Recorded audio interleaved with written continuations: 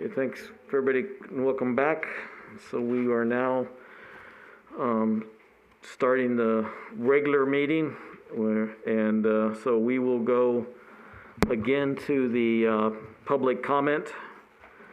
And again so this would be the public comment for the agenda items on the regular meeting, and I'll read them real quick so there's no confusion. So agenda item number 1 is for possible action, election of chairman and vice chairman. Possible action, approval of minutes for February 5th. You gotta do public comment first? No, yeah, but I'm just telling the public comment since there seemed to be a little confusion. Gotcha.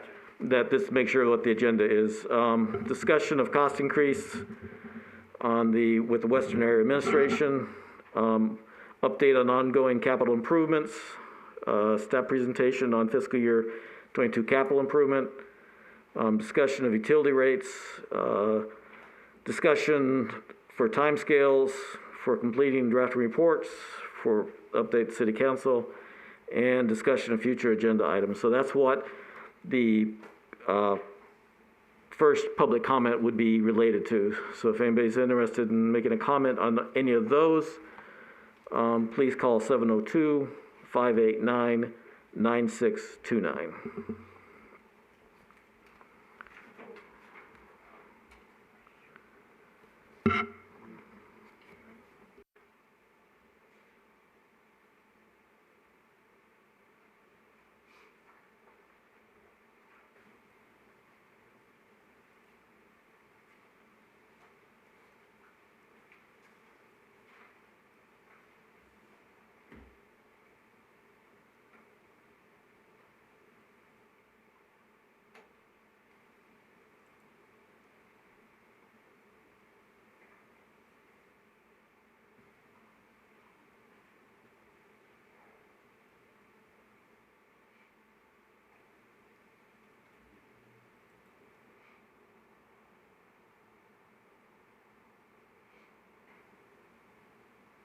Okay, I think we've got enough time, so we will.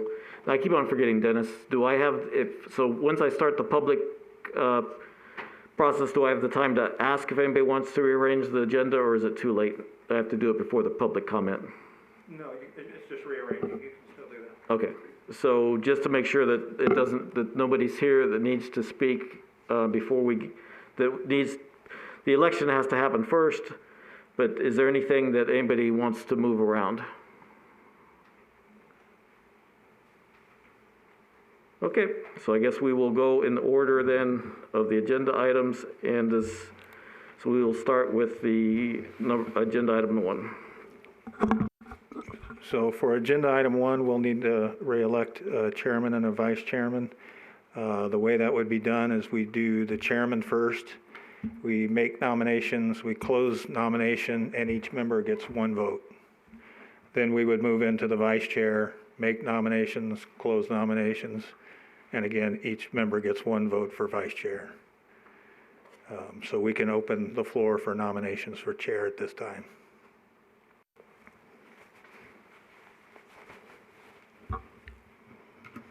I would nominate Larry Carr to be the ongoing president. Chairman, I should say.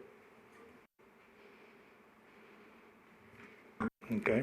I'll immodestly nominate myself because I feel we haven't produced these reports this last year that we're supposed to be producing, and maybe, it's a difficult job. But anyway, I'd like to run for chair, and we'll see what happens.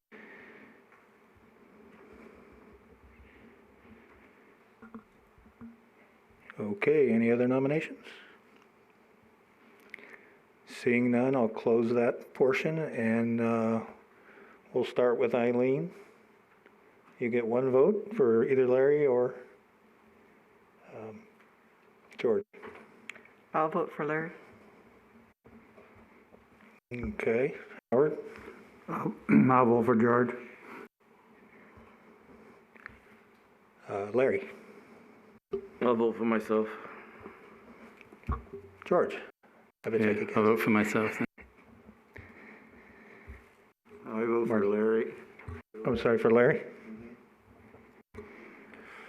I'll vote for Larry. I'll vote for Larry. Okay, so that is 1, 2, 3, 4, 5 to 2. So Larry, you'll be the next chair. Okay, so then we'll open the floor for nominations for vice chair. I'd like to nominate George.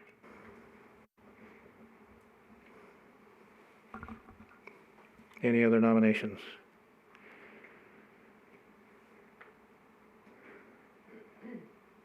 Seeing none, we'll close that. And Eileen, I vote for George. I vote for George. George? I think I know how this is going to end, yeah. George. Greg will vote for George. George. Okay, so we have no change for the next upcoming year. COVID did throw us out of whack a little bit with that, but we'll get back on track hopefully this year. I want to challenge the results of the election. I believe you'd have to file a lawsuit and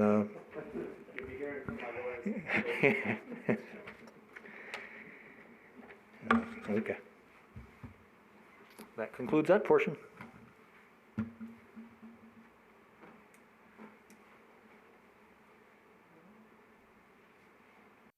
So we'll go to the for possible action approval of minutes. So we have the February 5th, June 24th, and September 9th. So does anybody have any comments on the February 5th minutes? Eileen? Yes, I had gone through those minutes back in March or April sometime and made significant changes, and none of those changes were made. So I have gone through and made those changes again and given a copy to Larry and Joshua, and I ask that we not approve the minutes for February 5th until those changes are made. I have no problem with that. Does anybody have any? Okay, so we will, then I guess Josh, you'll make the corrections. And so that was, I think that was probably a misunderstanding just with a lot of us. And so I think we're getting smoother, but that one was one of those that got caught up in it, and apologize that it get done. And so we'll bring that. We'll know when to bring it back when we get our agendas figured out. What next regular meeting? Okay. Does anybody else have any comments on February 5th? Okay. How about June 24th? Okay, Eileen. I do. On the June 24th minutes, at the end it says, it doesn't indicate that there were any public comments, but attached to the minutes was a page of comments from Fred Volz. So we need to add that Fred Volz had made comments and that they were attached. Greg? Fred spoke at the beginning of the meeting. He was the first commenter at that meeting. So, yeah, it has to be amended and added to it. Well, okay, that's one thing we have to figure out though, was it at the beginning and, because this is June, so I can't remember myself, was it at the beginning and the end of the meeting? Because Eileen's saying that there was a comment at the end of the meeting. And I guess that's what we need to, and I didn't print those out, so if he made comment at the end, there was no indication that there was comments at the end of the meeting. Well, let's put a hold on approving those then. Yep, then we'll just confirm, find out. So Josh, you'll just triple check on that and then correct it the way it needs to be corrected. Okay, thanks. And thanks for that catch, Eileen. I didn't catch that. Okay, any comments on the September 9th? I do. Okay.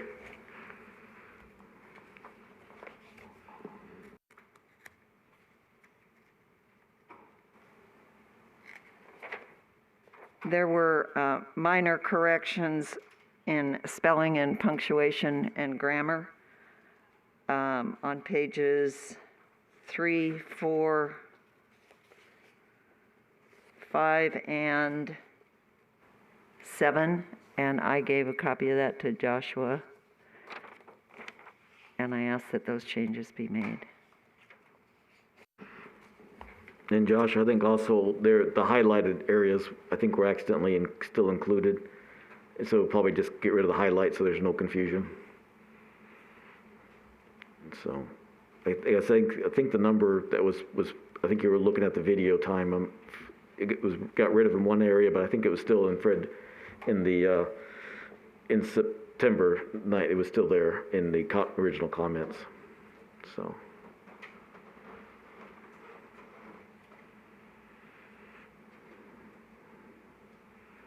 And I think that's all I had was just those comments. But thanks again, Eileen, for catching that. Anybody else? This item for approval of minutes will then be moved to the next regular scheduled meeting? I guess the only thing I can say is that do we want to approve February and June need a little more changes, but if September 9th, if we just say approve 9th, if that's been, if those corrections are made, because those are minor. We've done that in the past meetings. We've said with those corrections, so. I'd be okay with that. It was just like spelling errors and punctuations. Yeah. So, and then that way he can have it ready for me, ready for the signature next meeting, whereas the other one we still need to approve. So we'll approve so I'll put up for a vote for the approval of 9, but you're correct, Greg, the February 5th and June 24th will be put off till next meetings. So all in favor of approving September 9th with the suggested changes, say aye. Aye. Aye. Any nays? So the ayes have it. So we're approving September 9th. Okay. Any other comments on 2? I think we've got it. Okay, so then we will go to item number 3, which it looks like Dennis is getting ready for.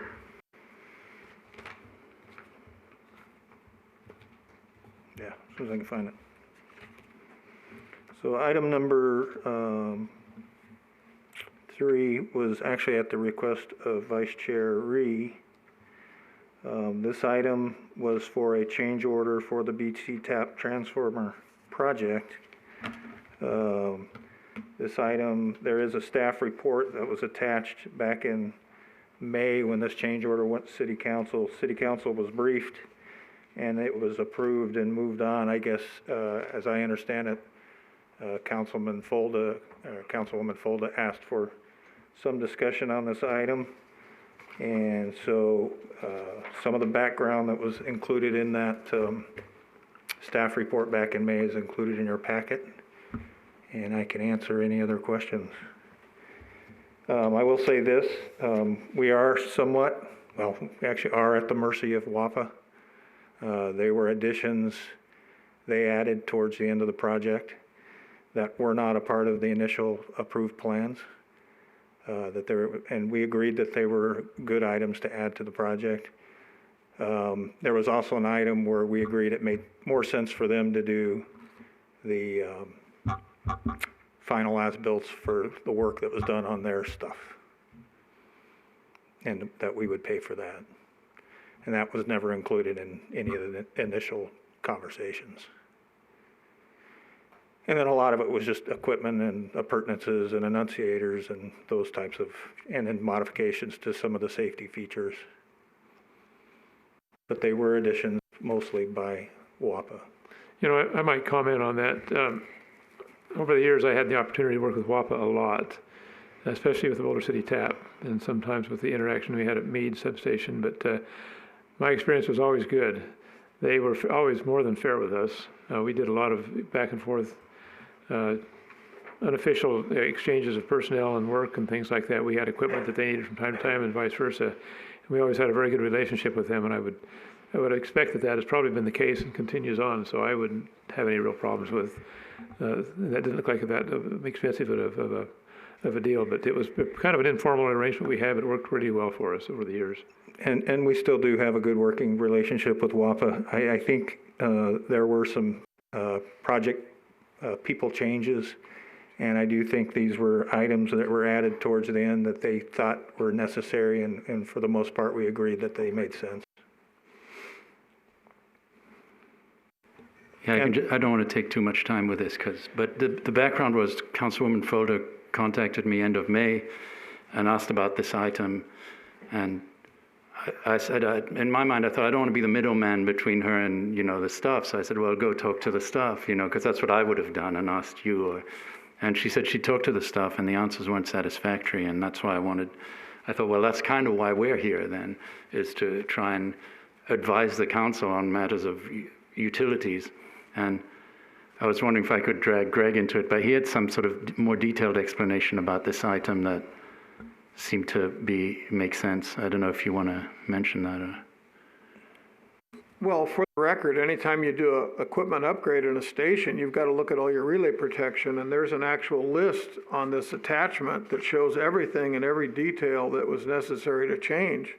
Some of the relays that they're using are in the tune of $20,000 to $30,000 to protect that power transformer, and you're going from an antiquated system to a more solid state ruggedized system.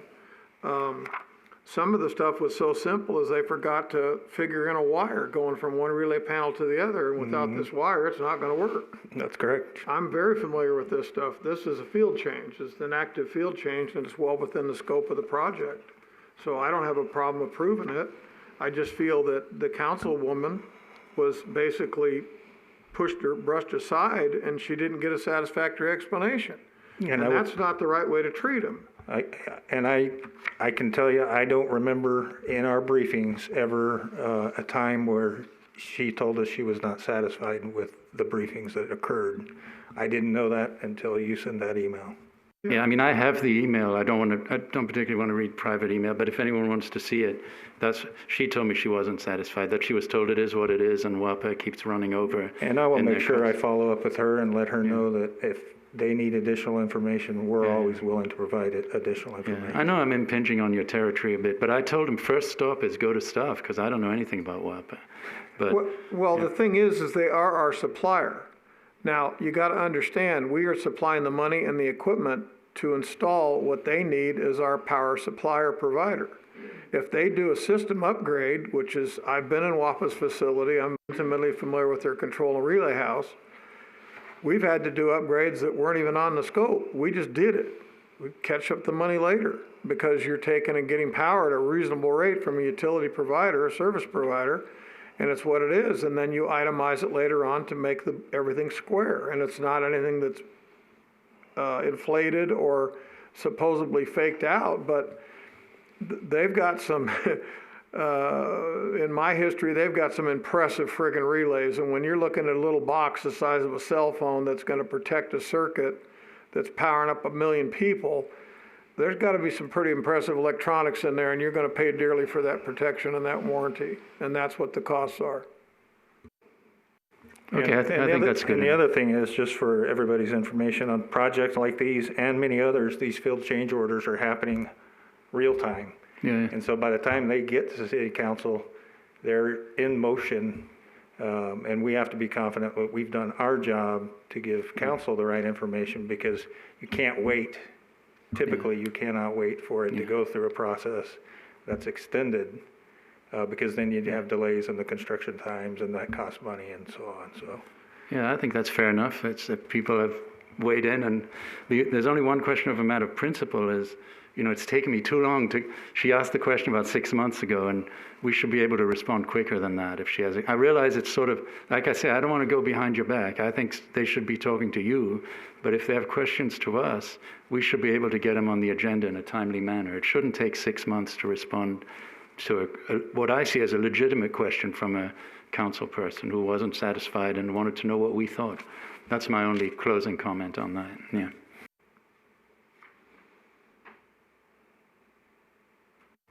Did that affect the budget at all, or? no, it was within the budget. The scope of the budget, okay. I guess the last comment then is maybe we just need to focus. Part of our problem, I think, has being that the agenda items at the last item, everybody wants to go home. And it gets tight to get everything squared away, but maybe we need to pay attention and try to find a way to get more of that discussed. Makes it a lot easier, I think, if we can discuss it and doesn't mean it has to be, but I think it's easier if we discuss it among the group and justify why it makes sense to have it on the agenda. So it helps anyway.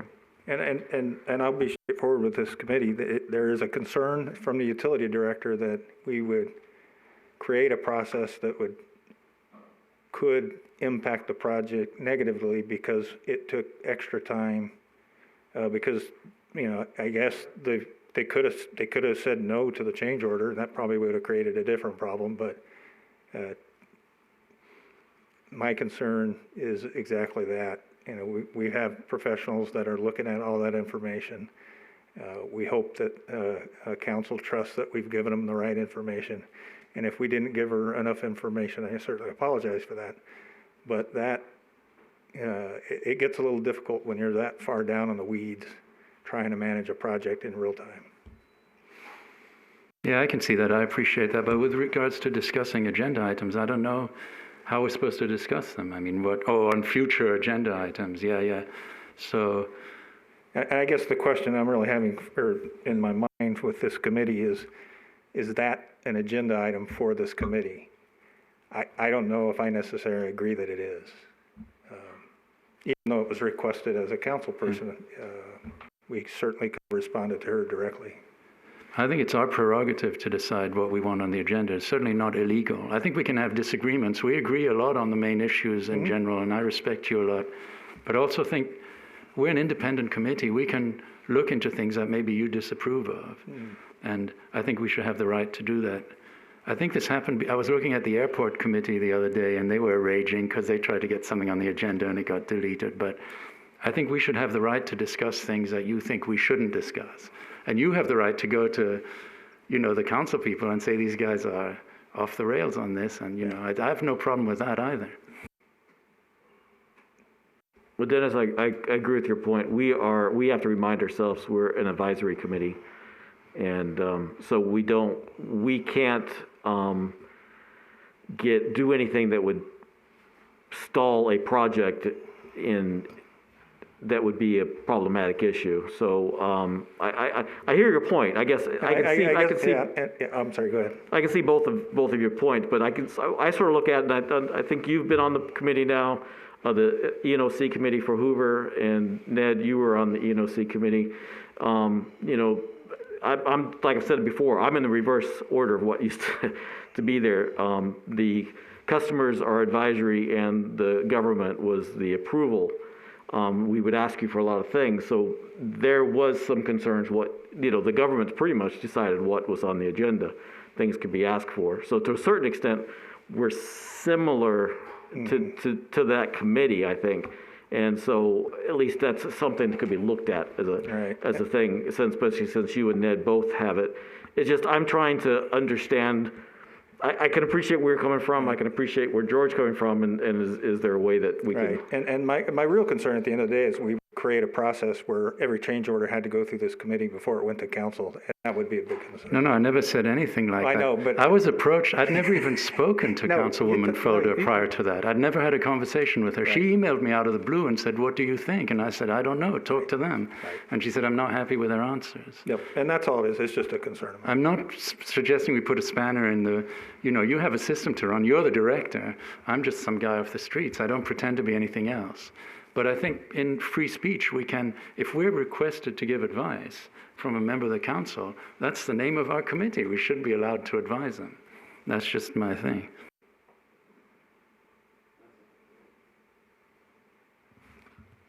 Okay. Any other on that item?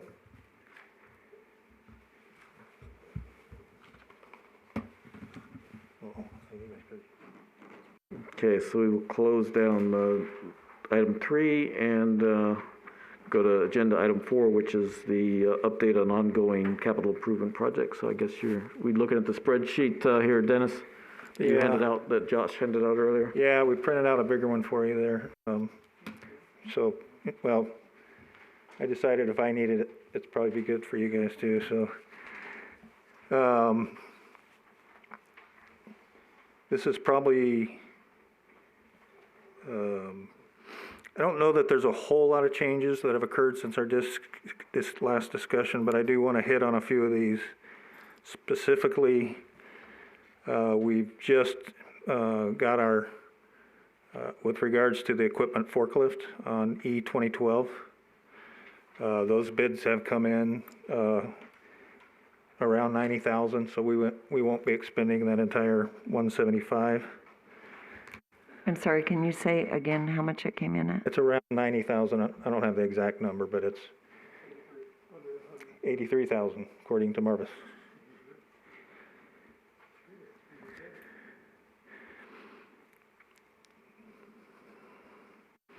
I do have a question on that. Again, I'm concerned that that was moved from the utility budget to the electric budget without approval by council. And also, at the last meeting when I asked you about it, you said that the electrical department used it about 80% of the time. And I think I spoke wrong. If that forklift were to be placed at the shops, there could be a chance that Public Works could use it if they needed it. We have since moved all of our equipment to the old hangar, so all the transformers, all the cable, and that forklift would be there, not at the shop. So it would not be used by the other utilities? Highly unlikely. I'm trying to think of what we could possibly move with water and sewer, but water and sewer doesn't have anything stored in there.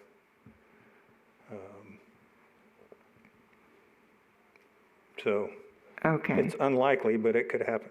Okay, at the last meeting, I spoke to another gentleman that was here, and I forgot his name, and he said that, that there's always competition for who gets to use the forklift, which departments, and my concern is that if the forklift is being used by other funds, such as water or sewer, then a portion of that forklift should be charged to water or sewer. You're not supposed to just charge whatever department uses it the most. It's supposed to be apportioned to whichever department uses it. And I think and I would agree with you if it was a significantly higher number, but I'm not sure there's value in Okay, so your 80% was not correct? I think that was incorrect, yeah. I think now especially, with everything, we just finished moving everything from what was in the LA Water and Power, which was shared by some of the other departments, to that old hangar, which is just electrical. Okay, thank you.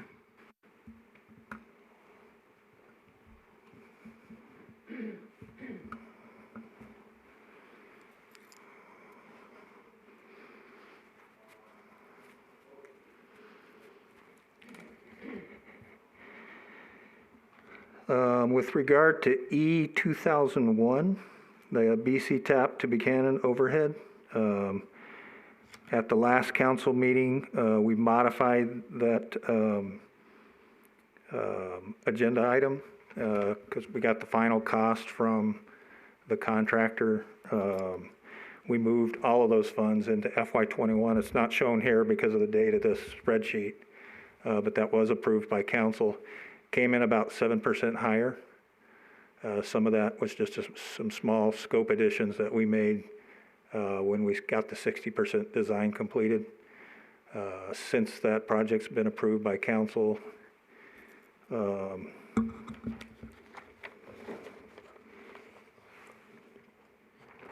I don't know what I did with that total dollar amount, but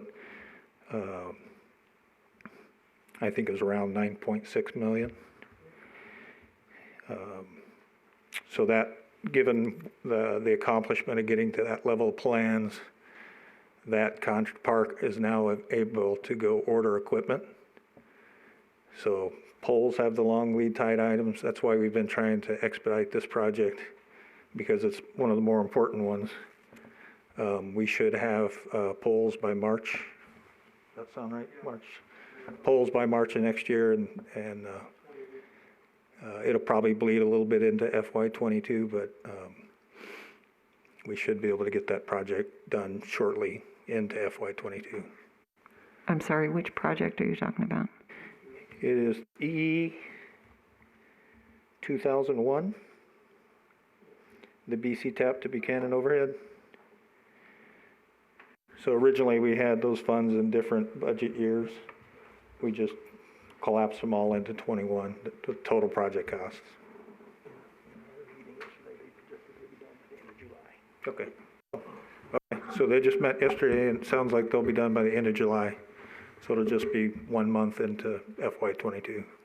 Dennis, I got a quick question. If we're doing a design build with Power Electric, is what I'm hearing, why are we letting them purchase the material if they've done a design on it, and we can pull the material cost or the material sheet and buy them stuff ourselves with our purchasing agents that we just hired, thus saving a 15 to 20% cost markup on the material?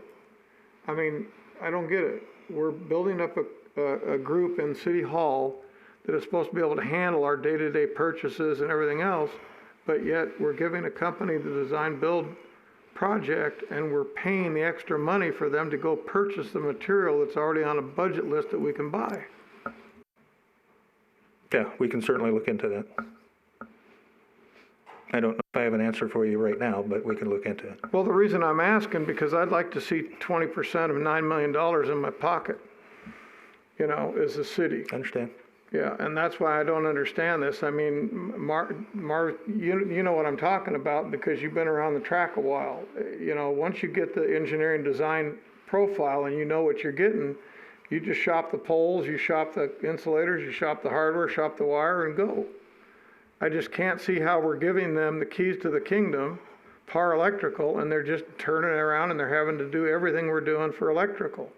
I know we got 2 guys we're down, plus the 2 guys we were talking about before COVID. That's 4 linemen, you know? And is in our budget for personnel, has that money been rolled forward to the next fiscal year? You know, we had it in budget to hire the 2 people plus an additional 2. Yeah, they actually took the 2 out. But what I'm saying is the city took the 2 people out, but they're being paid out of the utility fund, not the general fund. So why are they monkeying with the budget you guys have? That's just what happened. So the budgets were all significantly reduced, and those 2 personnels were taken out of the budget with the call it COVID budget. So I agree with Greg on ordering the supplies ourselves and saving that markup. But looking at the positions that weren't filled, that should be something that maybe this committee could look at and discuss for maybe recommending to the council that they fill those positions. Because our income has not been affected by COVID at all, so. No, in fact, our turnoff notices haven't changed. Really, they've gone up a little bit, but not substantially. So. How big is the crew, the electric crew now? How many linemen, I don't know what the staffing level is. When it's fully staffed, or? Yeah, when it would be fully staffed. When it's fully staffed for 11? Yeah, 11. Okay. And we're down to. That's always a problem. It's fine if you don't have outages, but when you start having outages, or if you do have outages, sometimes that can be a real problem if you can't get a crew, if you can't. And if you have somebody out sick for a week, and if you have somebody out hunting, and it's that time of year, I mean, yeah, there's definitely an impact from a resource perspective. Josh, were we looking at a org chart? I thought we were I thought that was one of the deliverables, was to get an org chart for all the Yes, it utilities. was. I haven't got that yet. I'm Okay. still working on it. Hopefully by the next workshop, I'll have that org chart for you. Okay, that'd be helpful to understand. Because one of the deliverables was from the last workshop that we just had was a breakdown of the electric utility fund. So I'm gonna try to get that org chart when I get that too. Okay, just making sure remember that, because that would, like I said, be helpful in this Yeah, and situation. Since we're having this discussion, when the COVID budget got completed, they also unfunded a vacant position in water and sewer, so we're going through that process now to fill that position. That would have to go to council, so it certainly wouldn't hurt my feelings if this committee were willing to make that recommendation that we fund and fill that position as well. Well, it'd be, And we can certainly bring the justification, it's certainly justified. It was just unfortunate timing. We were this close to actually making,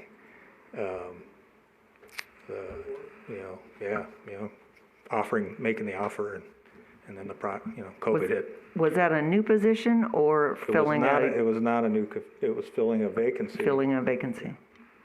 yeah, see, I guess that's I think where a lot of us are having problems with the breakout of the cost, because from what I remember seeing on the financial documents that were in the rate study, is the personnel costs did nothing but go up. Even so, from 2020 to 2021, the personnel costs went up. They didn't go down, they went up. So the budgeted numbers went up. So theoretically, from what you're saying, there are several positions that were frozen. The budget should have gone down, or at least stayed the same, not gone up.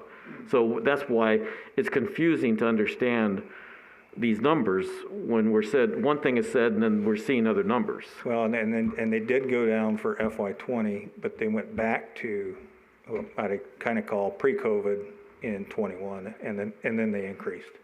Okay, well, COVID is 21. 21, I'm sorry, yeah. 21 was budgeted for COVID. Right. And I think I said 20. personnel costs did not go down in any of the utilities. And that was total personnel costs. But No personnel costs for all the, Okay. yes, for the admin, for the electrical, and I'm pretty positive all of them. Maybe I just looked at electrical and utility, but I yeah, believe we can all go of them. back and check that. With regards to water, I'm not exactly Yeah, that sure. part, I'm not Yeah. sure either, but, so it's just confusing when statements are that, like said, because if that's the case, if you went down, then you've got several positions to be, that could be a big hit. Because if you went up and then you gotta go up another, Right. if you're looking at 100,000 plus Yeah, for and they another. didn't go down in electrical for personnel costs, but I think they did in water.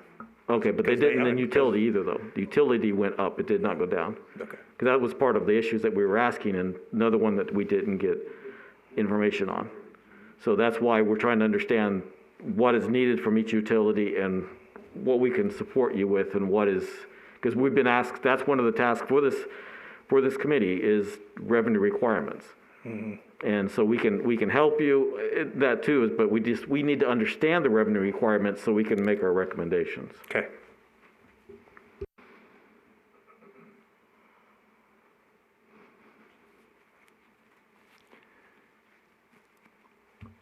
I mentioned the feeder Arizona State UE 182. That project's out to bid this month, so we should have a good idea within the next couple of weeks. And I'm sorry, Dennis, I meant to ask about the BC TAP.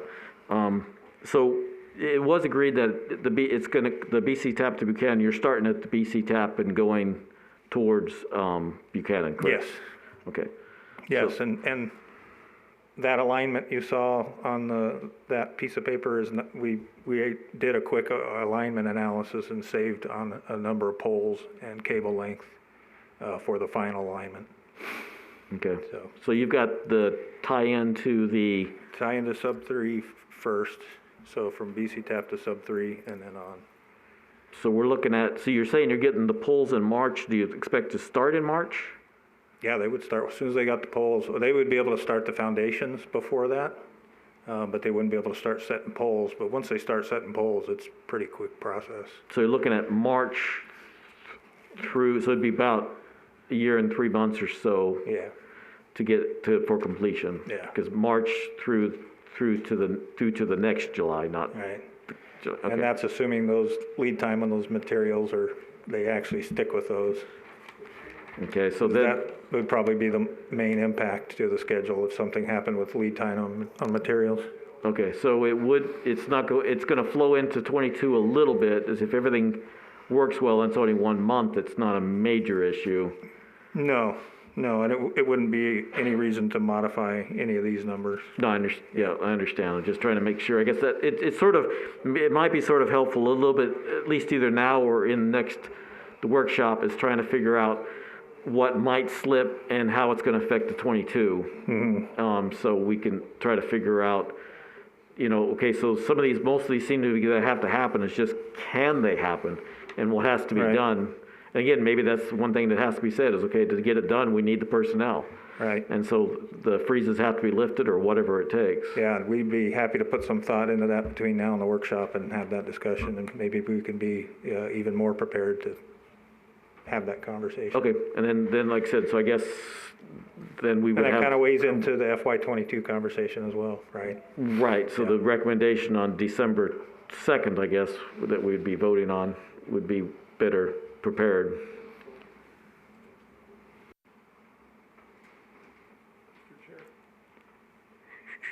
Go ahead, Greg. So, Greg got a comment? Dennis, real quick.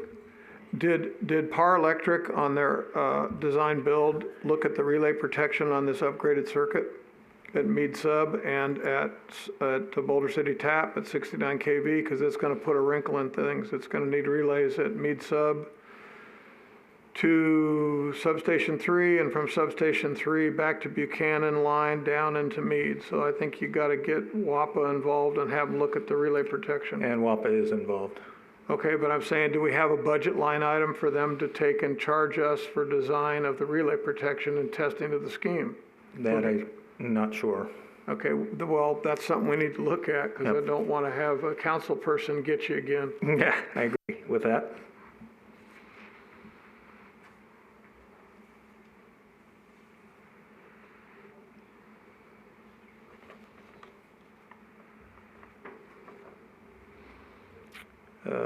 That's probably the major items. I'm going to focus just on all the FY21 and just let everybody in the room know when COVID hit, the FY21 projects were put on hold by City Council, and that included utility enterprise projects.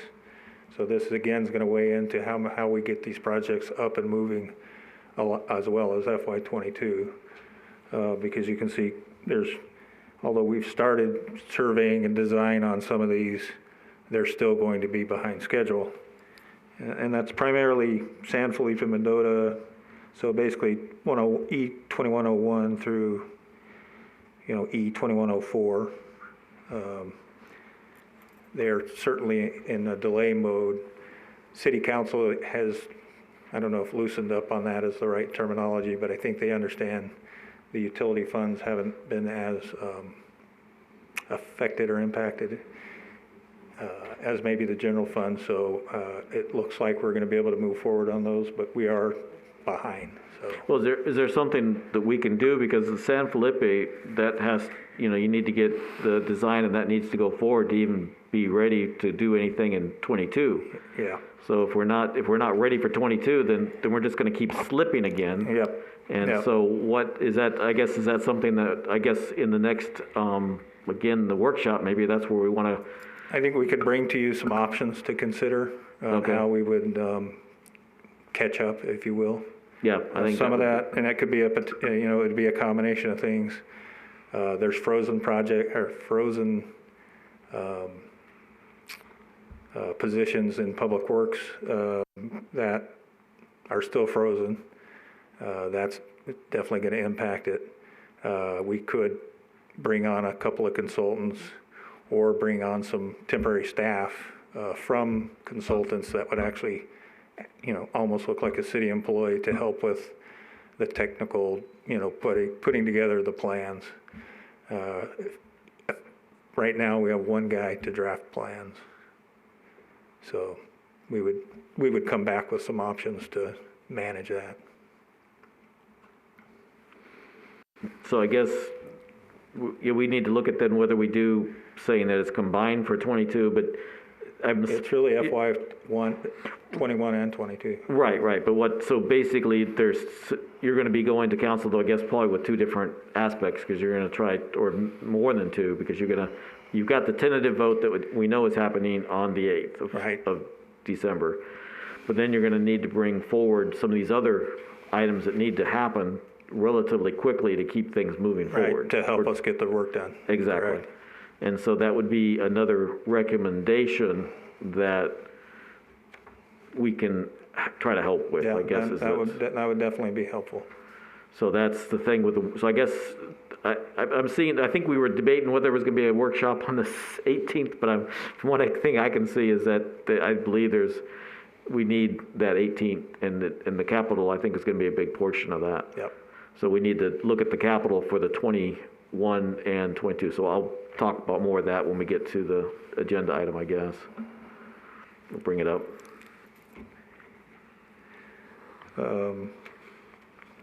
You were saying, I'm sorry, were you done with electrical? That's pretty much it for electrical. You know, the rest of those projects, like I said, and there's a lot that are ongoing, but they don't change significantly between the last meeting and this meeting. Well, the one thing I was looking at is so maybe something was said and I missed it, was on E2 104, the underground cable replacement.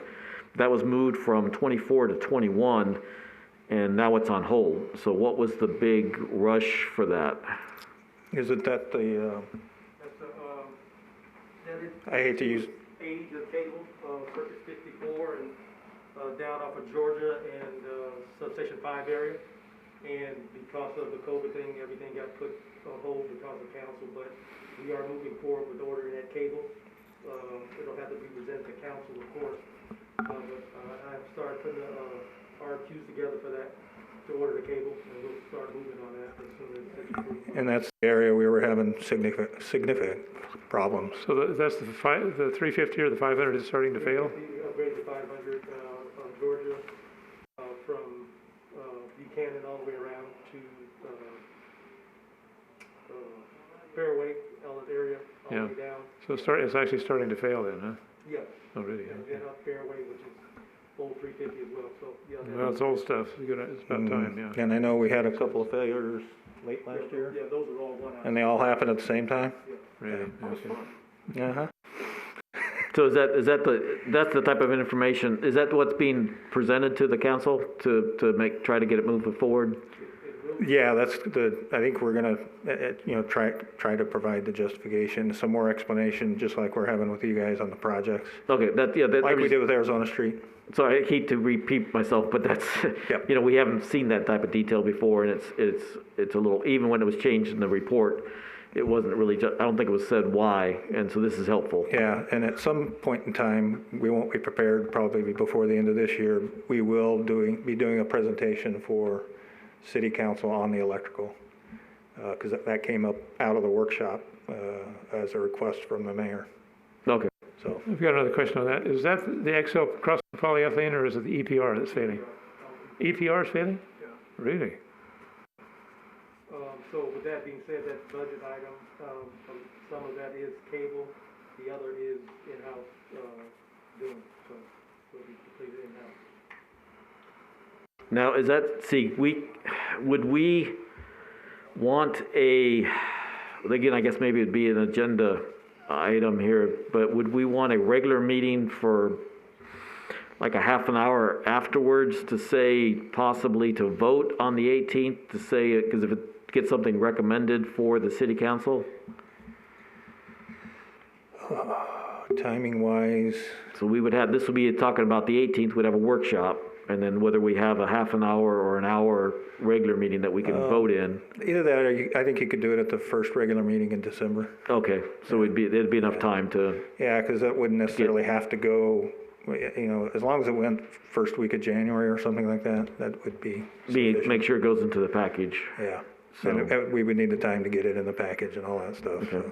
Yeah, I'm just trying to make sure I'm still trying to get an understanding of the deadlines Right, we need and how we can help, yeah, make sure we understand and how we can help, Yep. help everybody. and we can look at those council scheduled dates versus the dates of our meetings and come up with a plan. That'd be great. Greg? One thing I think we ought to do, though, is if the council is putting a hold on these projects, I think the material purchases have to go forth. I don't think the council should be waiting 3 or 4 months to approve material purchases, you know, on these projects, because we're gonna be in the same boat everybody else is in. With these storms that are happening in the Midwest and stuff, there's gonna be material shortage like you've never seen. And if we don't get our order in queue, we're not gonna be first on the ticket. And I think we've gotta start getting the material gathered to where we can start performing the work when we have the personnel to do it. Okay, if the council's holding the purchase of material up, we gotta get that unblocked. Right. Well, maybe, I don't know if that can even, suppose I don't think it's something that we can vote on today, but we can suggest that it go forward to the city council as soon as possible. Yep. So, just to suggest it, that they consider it, and then whether we need to say by the 8th that we're gonna do it, but this, whatever, you got what, at least one more, well, we should have 2 council meetings this month. So it'd be Yeah, something that could be brought forward to say that would be something to look at as soon as possible. Yeah, sometimes they vacate the second meeting in November, but Oh, gotcha, I'm not sure if they've done that. Thanksgiving. Actually, I don't. So December's vacated, so, yeah, let us look at those schedules and, It might not hurt to say, please consider it, and then on the 8th, can we vote on it? I misunderstand what has to happen on some of their stuff Yep. too. But that might, because I totally agree with yeah, no, Greg. I agree as well. And I think the lead time items are gonna get quite longer, not shorter. Right, and right now, because, you know, well, that was the other question I had related to, well, the capital will come up, I guess, but it's, in the capital program, you show that it was the SACI report, I believe, SAIC, yes. and that, I believe that's the 2012, was there been one updated since then? It hasn't been updated, but the program was put into the capital plan, but the projects were delayed because the rate study hadn't been done. This is what I can tell, just reviewing all the information. And so those projects sat on the capital plan until the rates got done so that the revenue was there to actually build the projects. But the costs have drastically gone up to what was there, and so that's if. And we've tried to material. update a lot of those costs in the last couple of capital plans, and these have been updated, and I've had those discussions with Marvis on, you know, do we think we can actually get these done within these budget items? And So part of I think that we're is- gonna get a really good idea when the Arizona Street Feeder project opens bids. Okay, because basically if a lot of it's the product cost, the materials, then that would be something, again, to help the council to say, you know, this was estimated for a third of the cost, and Yep. now we're at this, and a lot of it is Yeah. the materials, and so that's another important reason to move it Yeah. forward, to get the materials. And again, if we can buy them as the city, as which we Greg was can. pointing out, then you're gonna save money on that too. So it's overall saving money the faster we can do it than putting it off. All right. And you're right, the utility funds has the money right now. So it's not like we're trying to collect it. Right, and historically Marvis does buy those. This is one's just because of COVID, you know, is what it is, so. Gotcha. Okay, so yeah, just as long as we can try to understand the dates, again, so we can help and not miss something. Yeah, no, that'd be much appreciated.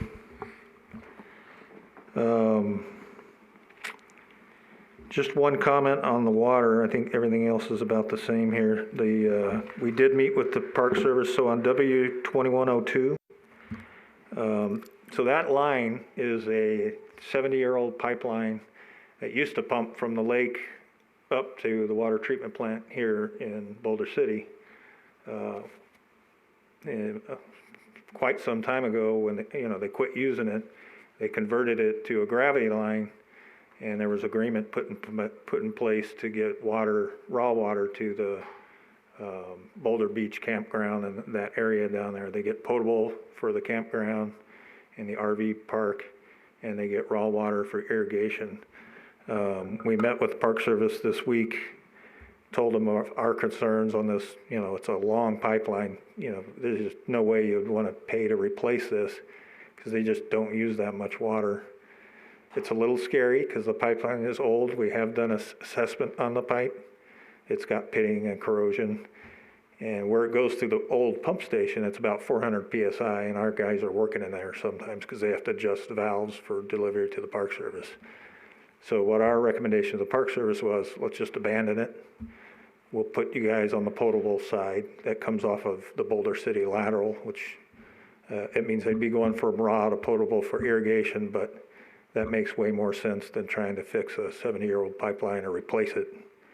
And they seemed amenable to that. So I think we should leave this item in here until we know more, because that was the first meeting we had with the Park Service. But I'm hopeful that that PRV is going to go away. So just wanted to give you a heads up on that. Before you go on then, that's helpful, thank you. The UW 171, the El Dorado line, so last time it was mentioned that there was a outstanding bill or cost or something. Yes, so we're in, I guess you'd call it negotiations on the final payment. We'll find out where that's going to go shortly, but in the meantime, it's not being paid, so. Okay, so it stays on there until okay, so that's just, okay. And the copper service, I guess, look at that, I guess, in the capital program, because that's, I guess it's just an ongoing project. Looks like It's an ongoing project, and we do have about 83 services that we could complete right now with this 100,000. It's another one that was put on hold, so. But the copper service isn't on hold, that's W2006? Well, everything is on hold. I'm sorry. Yeah, even a 2020 is on hold, so at least for spending additional money. It's approved, but they're holding everything for that. So I think that one will be an easy one to move forward with, because we already have the contractor on board and ready to go. Well, I wonder then if we could, if there could be, because there'll be a council meeting before the 18th, correct? There should be one council meeting, but is that like next Tuesday? Next Tuesday is the next council meeting. So I'm wondering if it could be brought up to see if they're amenable to how fast we can get this going forward, so we have a better idea at our workshop what the council is thinking.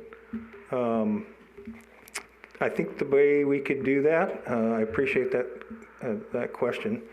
We do briefings with council every Monday. I could have that conversation with them. And I think that would be helpful. That's kind of how we move forward with some of these other projects, just in those, because we brief every day before the council meeting. So we could have that briefing, and I could circle back with you and on what kind of feedback we got. Okay. And then move forward that way. So, yeah, so I think if they know that we're willing to help, and, Right. and we can move things along as fast as we can. Yeah, and like I said, my sense is they're ready for us to get going. So. Okay, yeah, because I thought you had originally thought in June, I think it was the June meeting, that you didn't think this was going to be an issue.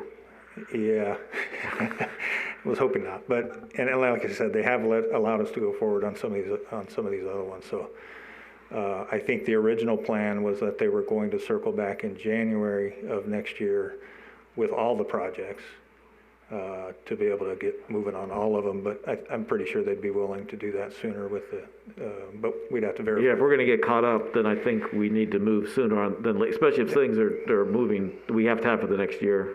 Yep. Go ahead, Greg. See, I'm learning how to raise my hand. Well, you can just. Hey, this is an actual formal meeting, so I would like to make a motion to present to City Council a release of the suspension of projects on utilities and commence going forth. If that motion can be made, I don't know, because I'm getting really nervous. You're getting into the perfect storm where everything's been delayed and something's going to cut loose and we're not going to be ready for it. The other thing is that if you lose your place in line with the contractors, you're not going to be able to get the contractors to come up and to the plate and start bidding and building on these things because they've got other jobs. There's been no construction projects that I know of, to the best of my recollection, and you can all correct me, that has been suspended in Clark County because of COVID-19. Okay, no projects that I know of in utilities has been suspended because of COVID-19. I'm talking from basically all of California that I used to work with, and Arizona and parts of Nevada and Oregon and everything else. They're still working. If you're telling me we're on suspension because of COVID-19, you tell me how come we're doing storm work in the Midwest? And I think the problem we have with that motion today is this item wasn't a presentation for Yeah, unfortunately, action, but I 4 I and think- 5 neither one are think- action. I think we can still manage it for those briefings. I'll let them know that that's the feedback we got from the committee. And, Yeah, and if we have to do something as a committee and recommend something to city council, I know George has got some council members' ear that we can bend and we can press it forward, but I see costs going up to where this whole budget is out the window because of increased material costs because of lack of availability. So basically what they probably needs to understand, if I'm hearing right, is that it's actually complete backfire and that by holding off, you're gonna cost you more money than saving. because of some of the recent events, yeah. Yeah, so Yeah, that's the thing. fires and hurricanes. Yeah, so they definitely need to understand that. So the sooner we can get, everybody just needs to understand where we're at. I think that Right. it's just a communication issue, I think, trying to understand. Somebody suggested one thing and then it's what I'm assuming. Right. And if we can get some more facts out there, and so that's, Greg's exactly right. So unfortunately, we can't do a motion or vote on anything on these topics, but if you can start with so worst case scenario is I still think we're better off with a workshop, but if worst case scenario is we can have a half an hour regular meeting after the workshop on the 18th and vote on something if we have to. Something like that. That's easy enough to do. So we can, and so if you let us know after one of the Monday meetings, because you'll have 2 Monday meetings It'll be next Monday, right? next Monday before the other one, yeah. Yep. But yeah, because it'd have to be that one, because then we could decide if it needs to have a regular meeting or voting afterwards. I think the workshops are the way to go for us, our discussion aspect. So we can work with that though. No, I appreciate that. I just have a COVID-19 comment. It's not over. So, if we just say, well, we can just do business as usual, it's not going too well in the Midwest right now. I mean, the numbers are pretty scary. And so whether that should impact these questions, I don't know. I don't know why is it going to impact our economy? But I think we're making a mistake if we're saying, well, somehow it's over now. No, it's actually worse than no, it's I ever agree. been. Yeah. How that impacts us, I don't know. And we would certainly have to manage that from if there's any impacts to revenue as we go. Well, as been discussed here, the revenues haven't gone down. No. And the city is flush with money, so it's not like they don't have the money to buy equipment or order stuff for future projects now. Yeah. For all the reasons that have been discussed here. Correct? Yeah. Yeah, I think if it's a matter of money, then definitely that seems to be, if it's a matter of doing projects that are not COVID safe to do with the COVID, that's something else. But I think most of the projects we're looking at can be done safely within standards for the COVID issue. So Right. it's just a matter of understanding all the facts. And so I appreciate that. But so I don't think anybody was saying that we're over it and we just have to move on. We're just saying we have to be careful on the assumptions we're making with COVID and make sure that we've got all the facts Right. properly. And I think we just need to continue and, watch our revenue stream to see if going forward it does have Right. some impact or hopefully not. But even if Greg, the biggest thing is we have to do is get into the queue Yep. for materials. Yep. And so that doesn't matter if we're in COVID or not. We have to Right. get in the queue, and if COVID stops it, but at least we were in that spot. Yep. And And we have room to store them now, so, Yeah, although it looked pretty full when I was there the other day. So, okay, thanks. I have a question on the water 2102. Where is it? the sewage lift station mobile. No, the install PRV on a line to National Park. Is that supposed to be a park? Oh, that's the one I was talking about. Yeah. Now, you said that you're recommending to them to abandon this line and use the potable water. Yes, Does National Parks pay a water bill? yes. And are So they? their water bill would go up. So But they realize that. They realize that. They Okay. also realize that there's language in the contract, the agreement that we could terminate. We just have to give them 4-year notice. And they seem more than amenable.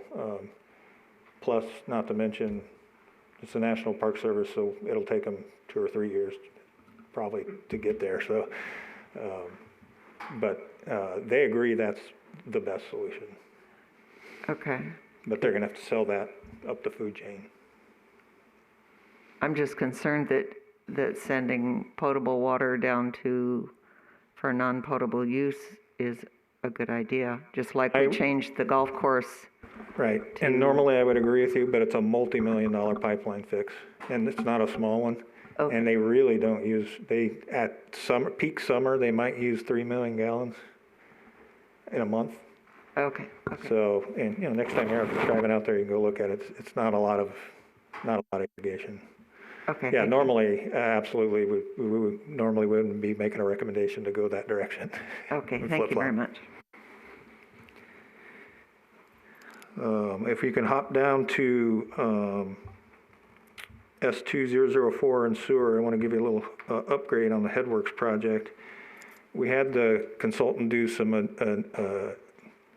more evaluation. We were looking at the fix we were considering, which would have worked, but as we dug into it a little bit more, it was getting difficult to find some of the parts and get some of the materials for the piece of equipment that's there. So we had them look at some alternatives. We have found an alternative that looks like it's the best option. It's a more permanent, long-term option, but it's in the $300,000 range, not the $100,000 range. So we can certainly provide more information on that as we move forward. But Is that the commutator that you're talking about? yeah, it's a new. It would be essentially pulling all that equipment out and putting in a fine screen. So we'd be getting more of those fine materials out of there. Right. Pull it out. It mostly pulls it out and disposes. So, and it fits in the channel and so that's probably the direction we're gonna go there.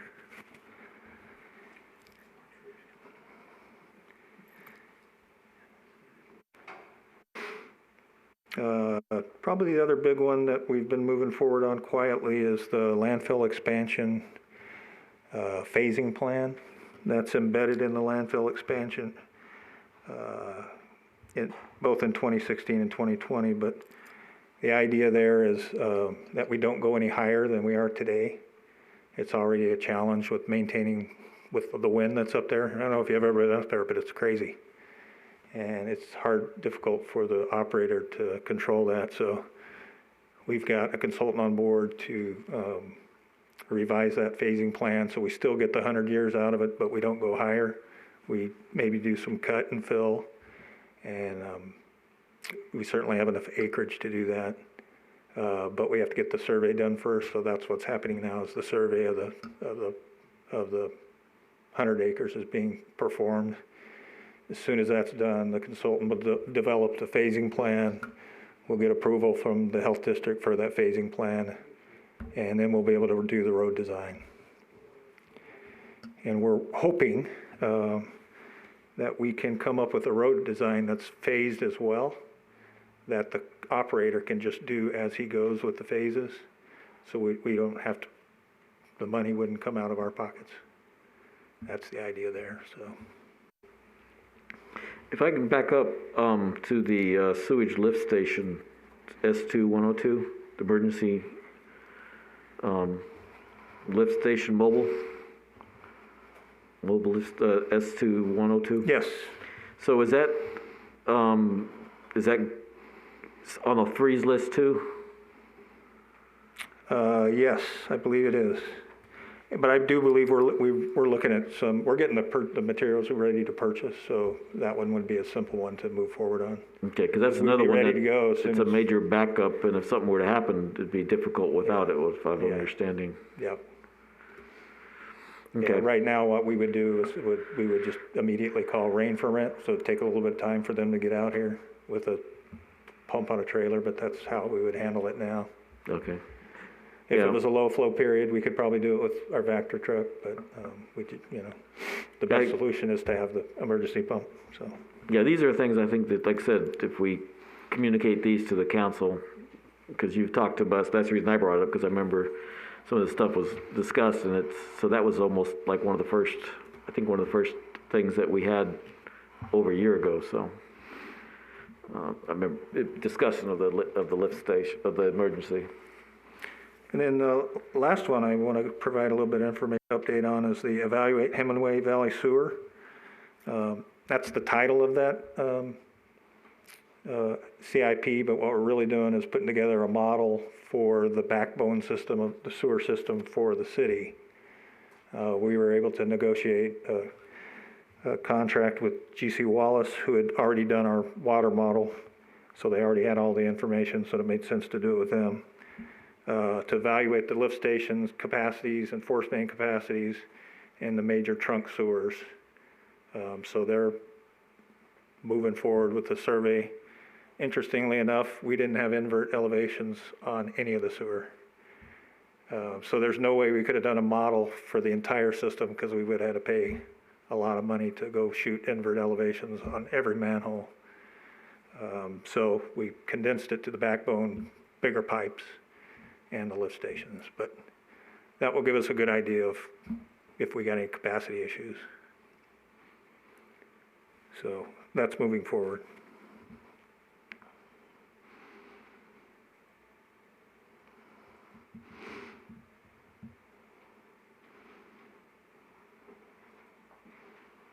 And that's my major updates, unless you have any other questions.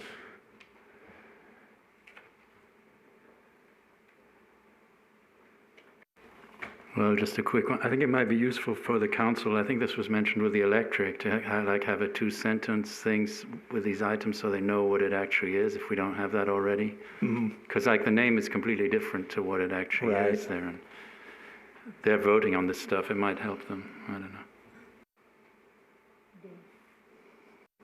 Have you been getting any feedback from the odors up at Boulder City Parkway and Buchanan area? We've gotten one complaint. I sent the guys out, and it's one of those ones I think that's off and on. So when they got there was nothing. So we're taking a look at that, and we're going to start. The time to go by there, believe it or not, would be between 5:45 and 6 a.m. It is horrible. It's like the pump is finally kicked on and forcing it up the main. Yeah, and we've also purchased a new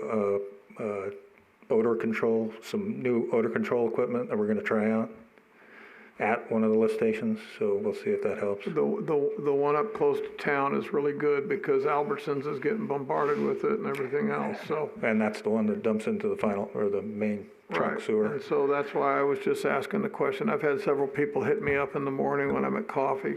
Yeah, yep. And it's just horrible. I don't know if we have that equipment delivered yet, but it's been purchased. What are you putting in, Dennis? I'll have to get back to you on that. I can't remember exactly. But I will get with you. So that's the main updates, unless there's any other questions.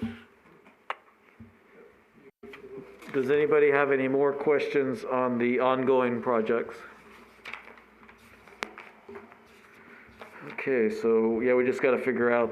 I guess that I didn't realize that the freeze was as complete as it was. So I guess that'd be something we definitely want to look at in the workshop, as you said. So okay, so then the next prod is the capital. And how did you want to go about that, Dennis? I think I really just wanted to have a discussion, because we've kind of sort of already had it in the workshop. So the feedback we've gotten so far on the FY22 is additional data and information on these project sheets. So we can have that done by the workshop for sure. And then we could have a more detailed discussion on FY22, as well as the projects in the ongoing and the FY21 that have been started.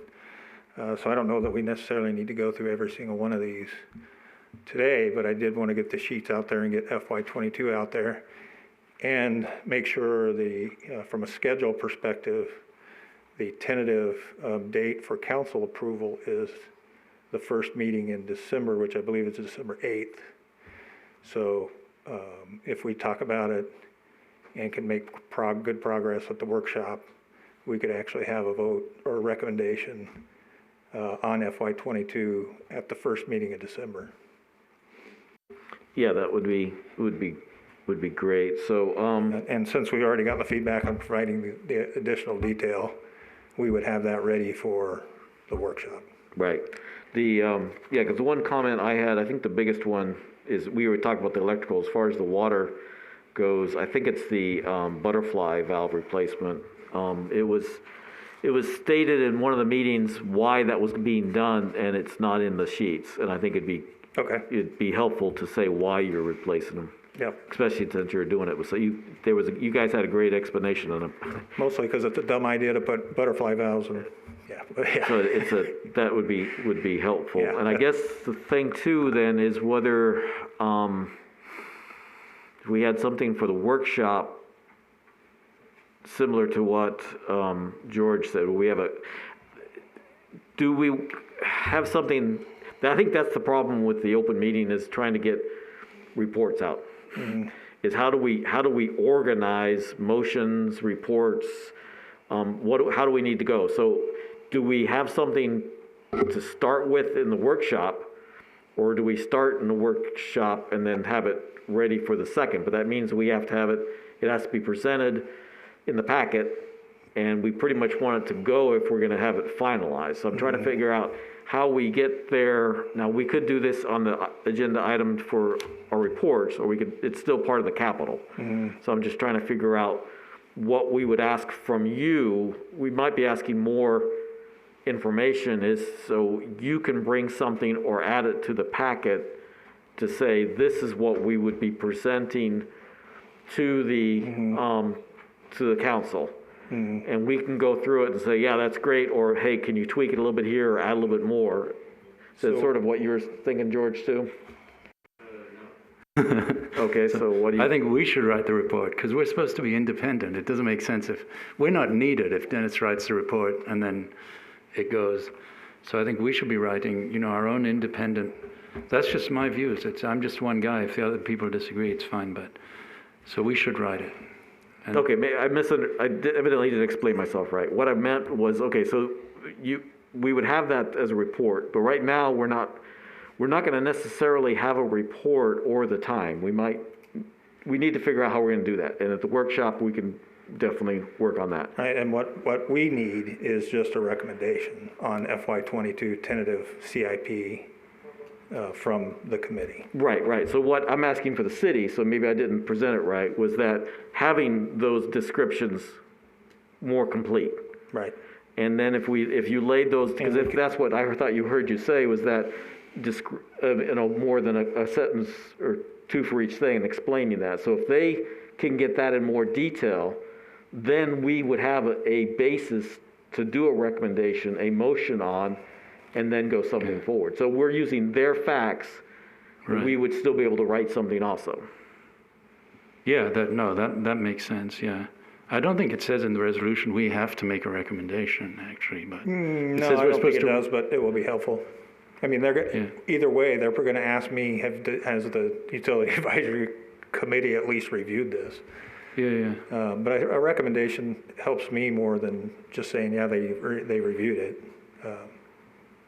I'll take either one, but I think I agree. I think a recommendation I understand what Larry's saying is, okay, you give us some written materials and then we find a way to discuss it and we produce a written report would be my idea. It doesn't have to be long. The idea is that they read it. And in any case, we're only advisory. They're under no obligation to even read the thing. Mm. But I think that would be, like we've looked at this, we've reached a consensus, here's what we think independently. And that's just my view. Maybe others see it differently, I don't know. Great. I like it, George. Let's do it. We tried with the electric CIP. I thought we were on the right track there. We were, but look, COVID-19 is the excuse for everybody to delay decisions that are important to society and the carrying ons of Boulder City, okay? Yeah. I've never seen Hoover Dam shut down because of COVID-19. They still got people working there. We're still making electricity, we're shipping it. Let's get back on track and let's get this Doggone city fixed. Yeah, I agree. We're on So- a shoestring right now, we're on a wing and a chair, and we're always good at making things specifically vague.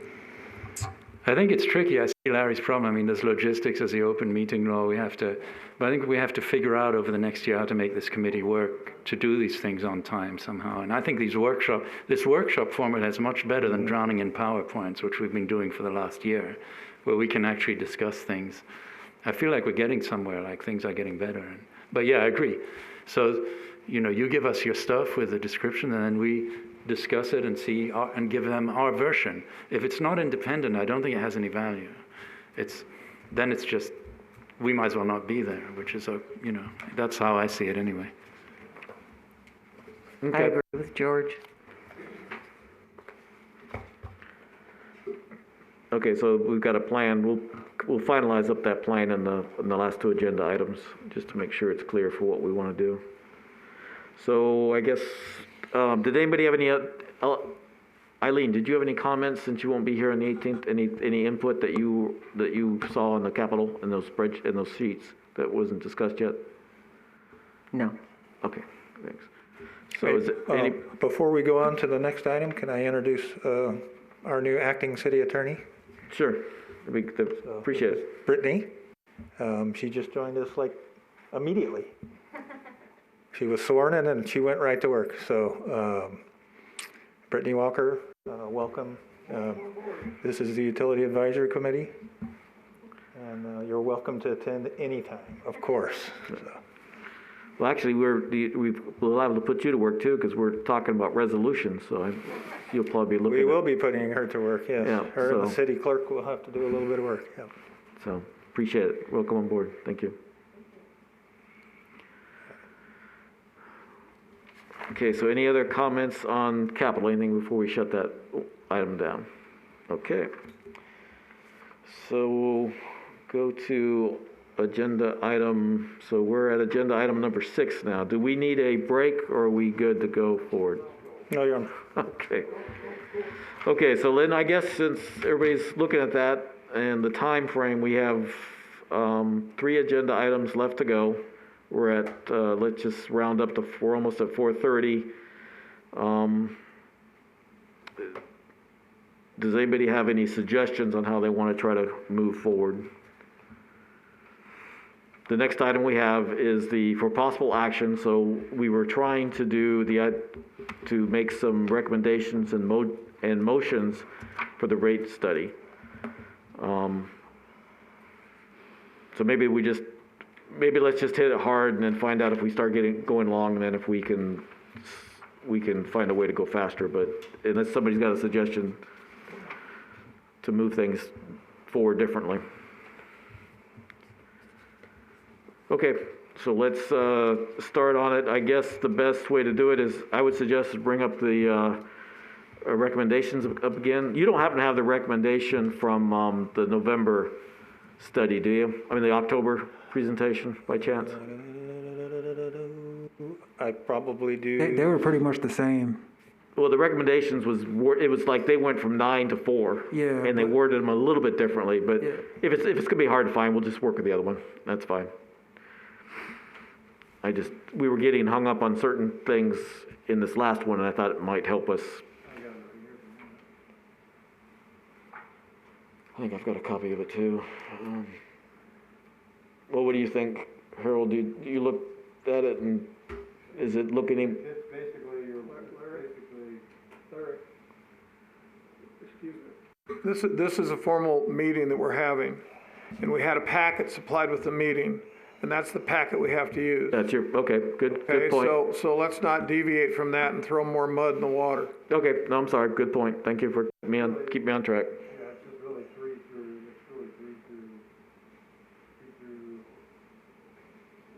Okay, but, It's this is hour 3 through 5. okay. We're talking about before. Yeah, okay, so, thanks, Greg. But just, so yeah, if you bring up unless somebody has a better idea, I'd say we bring up start again and basically see what we can finalize. So I will recap what I thought I understood from the workshop was that we are still not sure on the 3%, so maybe we'll skip that. But we have the $10 reduction. Now, so we still can discuss. My understanding is that, or I need to make sure to see if Dennis can help us. The $10 reduction is pretty safe, especially if we get rid of the franchise fee. If with the franchise fee and the revenue were to be lower, that would be suspect also. If you're talking about the 3%, $10 could be suspect. So to try to clarify a little bit, under 3, items 1 and 2 can be considered independent of 4 and 5. Correct. Yeah. So I guess maybe I'm adding mud to it because we don't really have any of the data. Well, the spreadsheets pretty much do that's associated with that package. But if everybody feels comfortable that the $10 water charge can be reduced, and we've been talking about this base charge for over a year now, then I guess we just need, again, the $10 reduction I think is pretty obvious.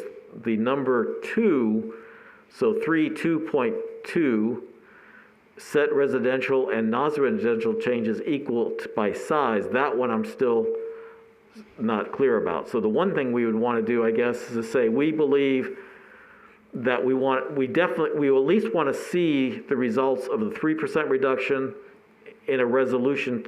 Well, not so, we need to see example. Right. And we need that, so the 3% might help everybody, and the $10 reduction, we definitely need to see that example. So the 3%, I don't know if we'd want that in a resolution. The $10, I guess, could just be a table, and maybe that's the same thing with the 3%. Yes. And it would be, we would amend the previous resolution to include the 3% reduction, and it would then show the new water-based service charges by meter size. Actually, I think in this case, well, the electric, just so I'm clear, is that the electric wouldn't be amended. You would, I don't know if you'd repeal it, but it'd be a brand new resolution. Probably so. Because what you have is you have rates up till fiscal year 2020, so it's just going to confuse the issue to try to amend it. Yeah, probably a new resolution. And then, so the water then, and that's where our legal aid could help us too, is whether that would be better could that be amended, or should that be a new resolution My also? sense is a new one would probably be better and less confusing. So those are things that I guess we need to figure out, is that, do we want the water to be a table and a possible resolution, or a proposed resolution? Because then you could recommend that we want to move the resolution forward, but that, for what you're saying though, we can't make that resolution until July of 2002, because otherwise you'd have to have a business Impact statement. Impact statement. You can, the decision can be made on the modification of the rate, and the resolution can be done well before that. You would just make it effective July 1st. Okay. So the easy one to do for number 3 would be that we could, well, Eileen and George, do you think that we should ask for a resolution of 3%, or just ask for a table for the 3%? Do you? I just don't think we have enough data to make these decisions. I mean, that's what I think Eileen's point was, is we don't know the cost of service. Are we taking it down to put it back up? So I'm still stuck at where I was before, but that's just my opinion.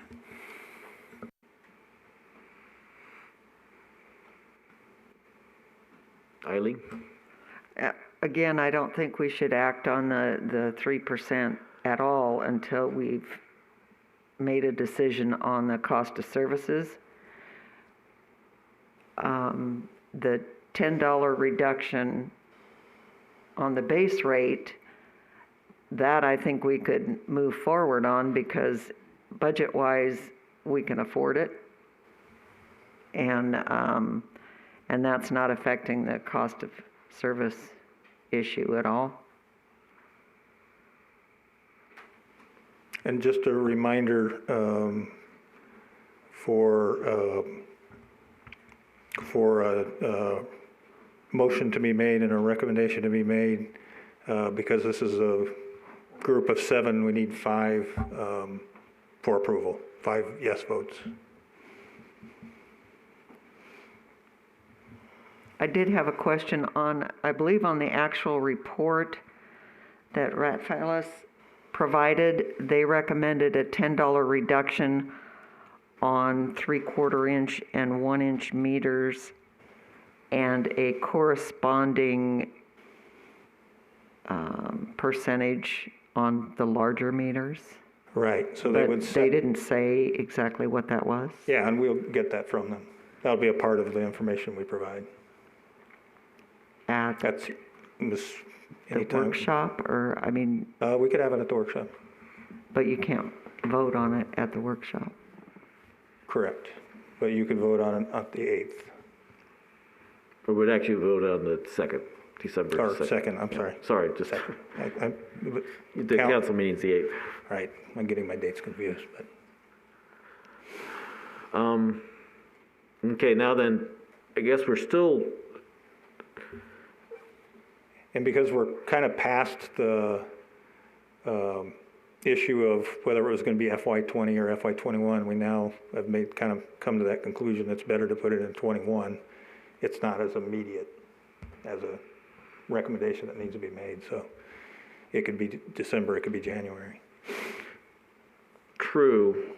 I like sooner better, but that's, Well, the problem, I guess, we've got, if the cost of service is still on the table, and I guess I'd prefer to take it off the table for fiscal year '22, then you can't necessarily put a water resolution together either.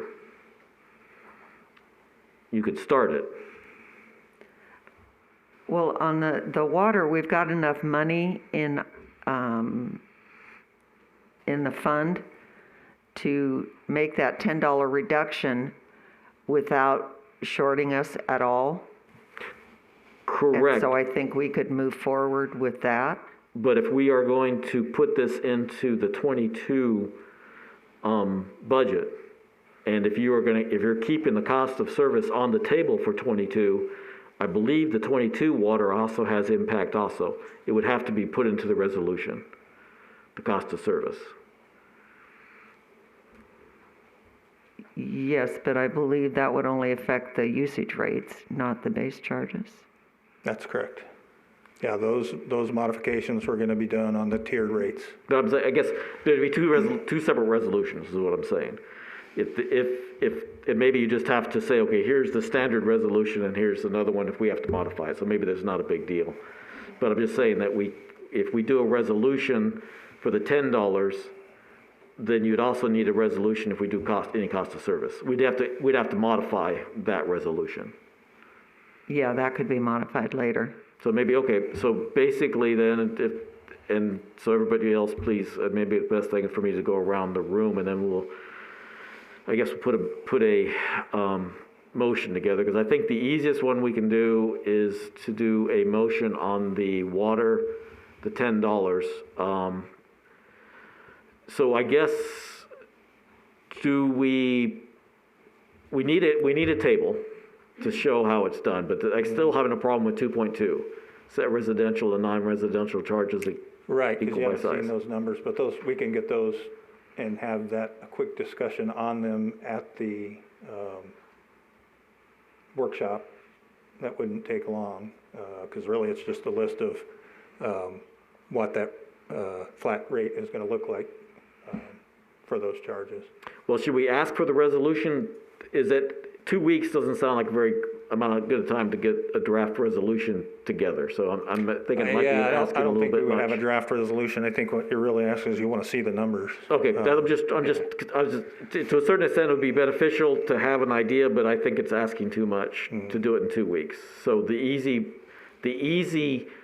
And I guess, Eileen, I'm not sure if I'm misunderstanding. The easy motion would be to see a table for what the 3% reduction would look like and the $10 reduction.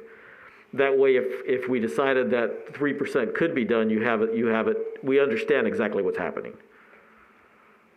Am I missing something?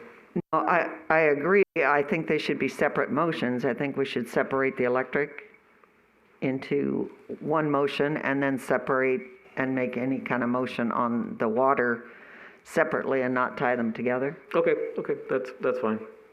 Okay, I was just gonna, since it was in one recommendation, but breaking it out isn't gonna make a difference, so I was looking at it differently, that's fine.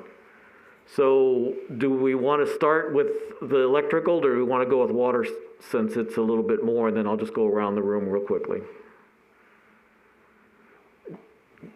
Greg, did you have your itchy finger? Well, I've got the report that was done on the resolutions supplied by Rafaelis for the existing rate studies, and the table in here has a breakdown of all the rate studies per meter size. In other words, it has the actual dollar amounts. So you can just go down the table and knock $10 off each one. The first set, which is 5/8 and 3/4 inch meters, we're proposing setting residential and non-residential's equal by size. So that's all in this water.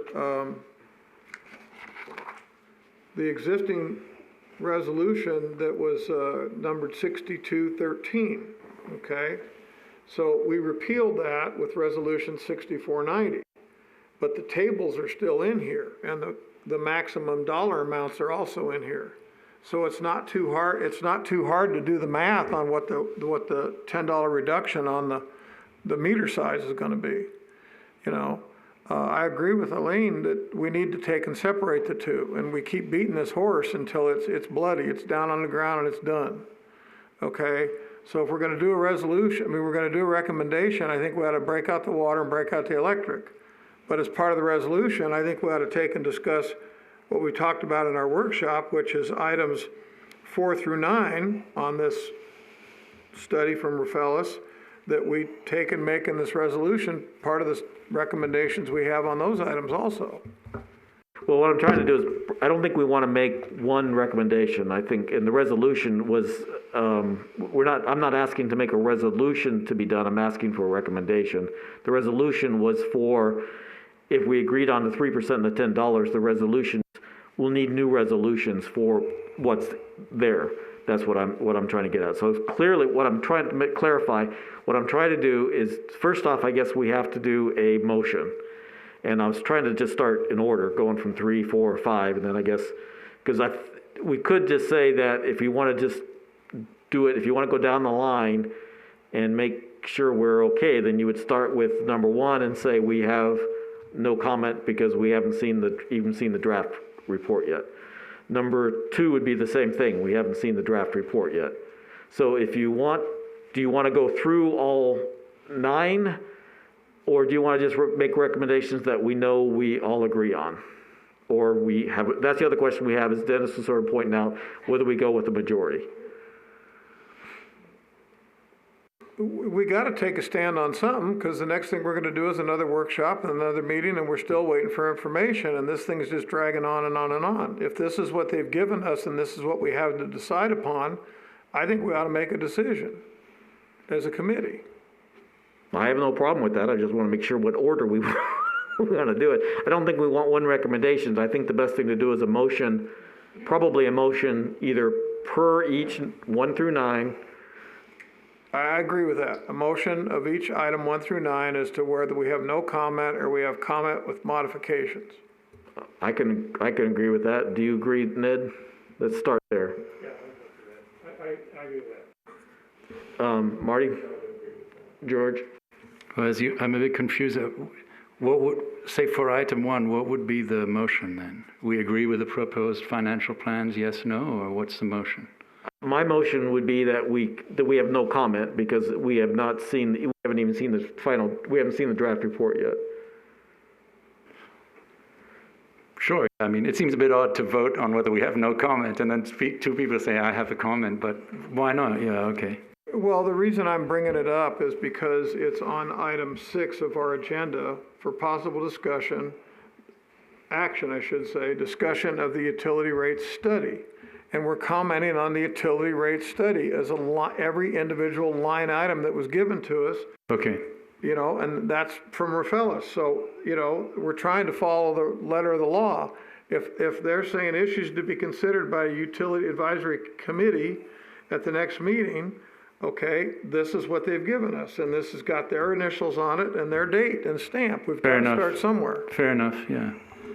And actually, so to help qualify it is I would ask for a motion, if anybody has a good motion on any of the 1 through 9, I would be happy to do it. If we don't, then I will try to come up with something. But if you've got something, George, that you want on a motion, but basically, I think what we're trying to do now is say that we want to go 1 through 9, put a motion down, and then that, out of that motion would probably come a recommendation. Now, whether we have the recommendation tonight or the second, then that's the next question. But that would be the question, so. Maybe along the lines, do we have enough information to make a decision on each item? And then we can say yes or no. And then if no, then that's it. If yes, then we go to the next stage. Okay, so that's basically though what I'm looking at is, so with a possible motion or at least something like that, and then we'll go down the list. So Howard? Okay, Eileen? Okay, so what is so let's just go down the line then, so we can start. Number 1, does anybody have a motion or a comment or what they want to do with number 1? I move we make no recommendation on number 1. All in favor? Aye. Okay, now Dennis, with that motion, do you want a reason why, or is that good enough? No, that's good enough. Okay, sounds great then. Number 2 would be, I guess, the same thing, right? Or does somebody have any concerns? I move we make no recommendation on number 2, cost of service. Vote, all in favor? Aye. Any opposed? It's unanimous. And I think I forgot to ask any opposed to the first motion. Apologize. Any opposed? Just to be fully for the record. Okay, now number 3. So number 3, we're going to are we going to split that into 2 or 3 items? We have the 3% and the $10, but then you have the set residential and non-residential changes equal by size. To me, I think there might be some problem at 3.2.2.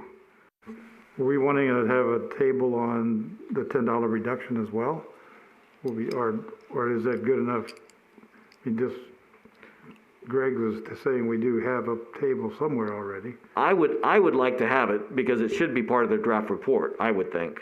And so it shouldn't be hardly any time so that way there's not confusion and we don't get blamed for miscalculating.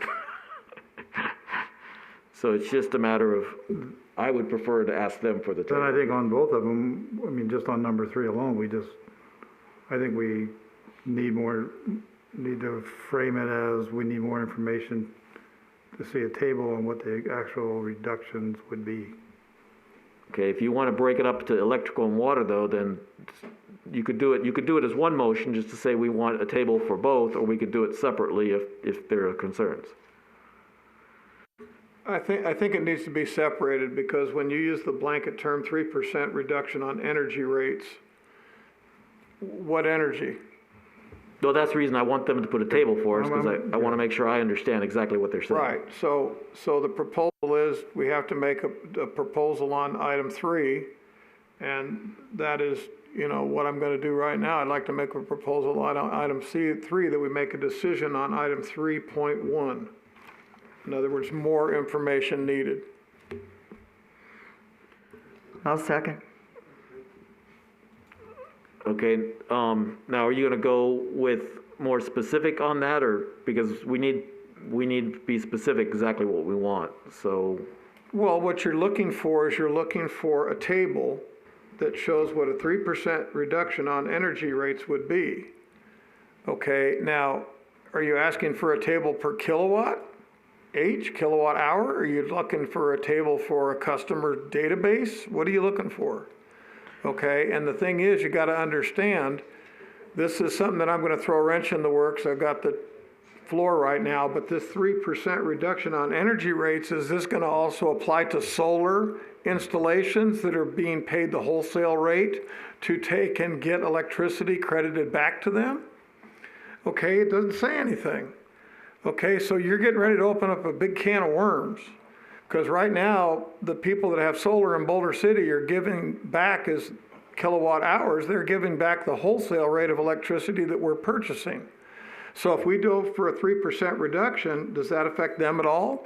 And is solar even put into this document? I don't see anything other than what they're giving solar back. Well, my thought would be is if we're gonna break it out, then we do three, and we do the 3-1 is the 3% reduction, and we ask for more data, and the data being what was their breakout of the 3 reduction, what a table showing what they thought was what was gonna be reduced by 3%. Okay, and I agree with that.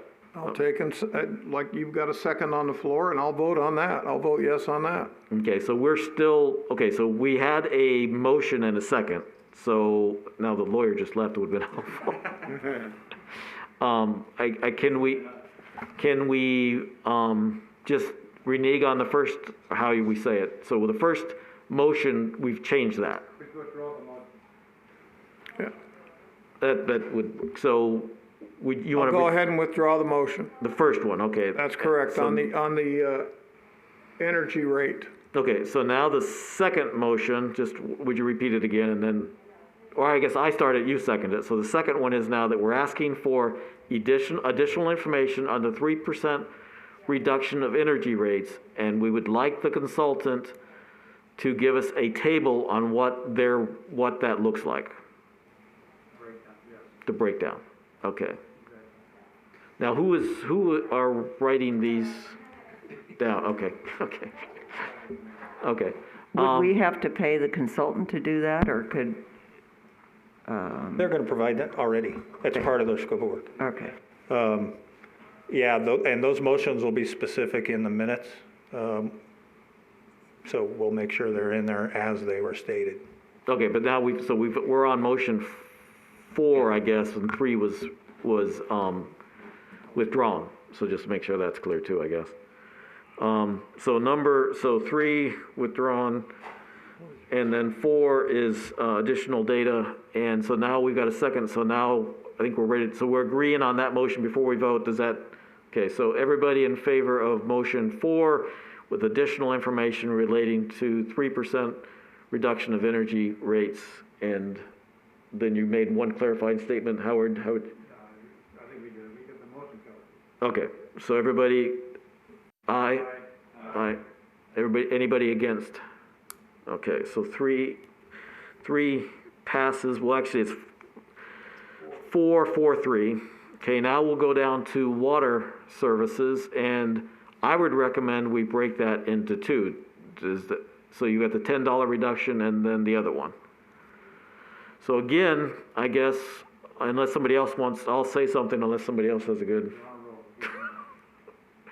So I guess we want additional information on the $10 reduction, and we would ask that the consultant provide us a table on exactly what the new $10 reduction would look like. Okay, so all in favor? Aye. Anybody opposed? So everybody agrees to that one. So now our sixth motion is related to the set residential and non-residential changes equal by size. And I guess I would say the same thing for that one, is that we want additional information, and we want a table that shows what they are recommending that looks like. Can I get a second on that? Okay. All in favor? Aye. Any opposed? Okay, so that's 3.2.2. Okay, now then, so now we're at the seventh motion, but we are in the fourth column. So central service fee, again, we need more information.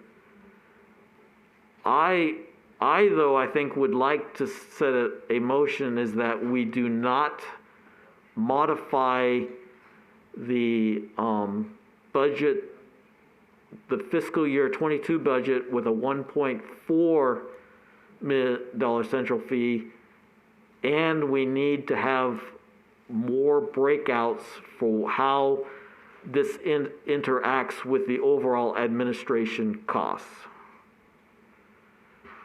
Does anybody want to change that or modify that or improve on that one? I don't know how to phrase it, but I'd like to see the costs to each individual utility fund, like how much is being spent on what. I don't know how to state that. Well, what I think what we want is to get a better handle of this, we need the breakout for the admin fund. We need the breakout of the admin fund for the electric, water, land, and sewer. So if you go the normal way, it would be electric, water, sewer, and land. And so we need the breakout, and it might be, the problem is we don't have the admin in the draft report. So Dennis, can you help us on this? It might be better to ask the finance department for this than it would be the consultant. My thought is that the motion is to not recommend the 5% fee and leave it at that for now, because we can always provide the information Okay, so the motion regardless of the motion. for that. Now the question is so can we just put it as a deliverable then instead of not a motion here, to deliverable to get more information? We basically have the deliverable from the workshop. Yeah, but I think, what I think I'm hearing you saying though is you don't agree with the 5% on the central services fee. And then I would make that the motion that we do not move forward with the 5%. And then independent of that, we can manage the data you're asking for just through staff. I so move. But that's not my motion. I can't make a motion. So, I'm ex officio. This whole thing is real confusing because I think the consultant must have had some kind of a spreadsheet or something that laid out all these costs, because he's got to come up with a plan that comes up with a certain amount of revenue to handle expenses. And now he's thrown all these different proposals out to us, but we don't have a clue just what the impact is on any one of these ideas. And it makes it tough without that information for us to just come back and say, yeah, I like this idea, or I don't like that idea. It just doesn't make a lot of sense. I wish we had more information that would give us some hard numbers. Okay, let's go back and show what they do have, and then show some of our confusion. So, Dennis, can you start scrolling backwards, and then so does everybody mind if we go back and look at some of the facts? Is that okay? Okay. I'm just not sure exactly where it is. Go back to, that's basically the one we want, but let's go with the electrical first. Because that's the cash flow is basically what you're looking at. Okay, so go right there, and I think and unfortunately I can't read it. But you've got the revenues. Okay, so now then, but yeah, see number 2 there, Ned, you see the transfer to Fund 60? So you got the revenues, so your first highlighted line is the revenues. Then you've got revenue requirement, and then you've got the purchase power, and then you've got the transfer fund to the, okay. So now part of our confusion is that 1.6 includes what is transferred for the admin, for Dennis and them, and possibly what is intermingled with other things. What I'm still confused on is if that provides money for public works, or if public works is included in personnel already. I've been told 2 different things. So there's more confusion.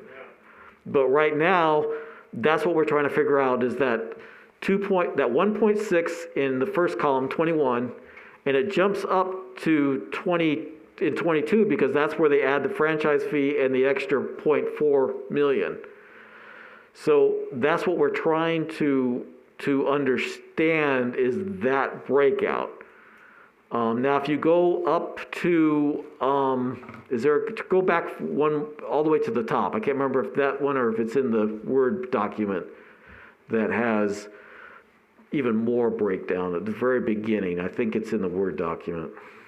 Okay, there's the O&M costs, and maybe that's part of it. Keep going back to electrical. Okay, right there. So there again, we have the transfer, and so that one's pretty much the same thing, I guess, as the overall. But what I would like to see is, so go back one more other than that, and you don't have it. See, what I'd like to see is an admin breakout also. And that's what I've asked for, and they sent it, but they didn't send it to the whole group. And it should be part of the report. I believe it. So that's one thing I would, if I don't see it in the draft report, that would be one of my comments is that. So if you go down one more, back down again, or yes, back to that one.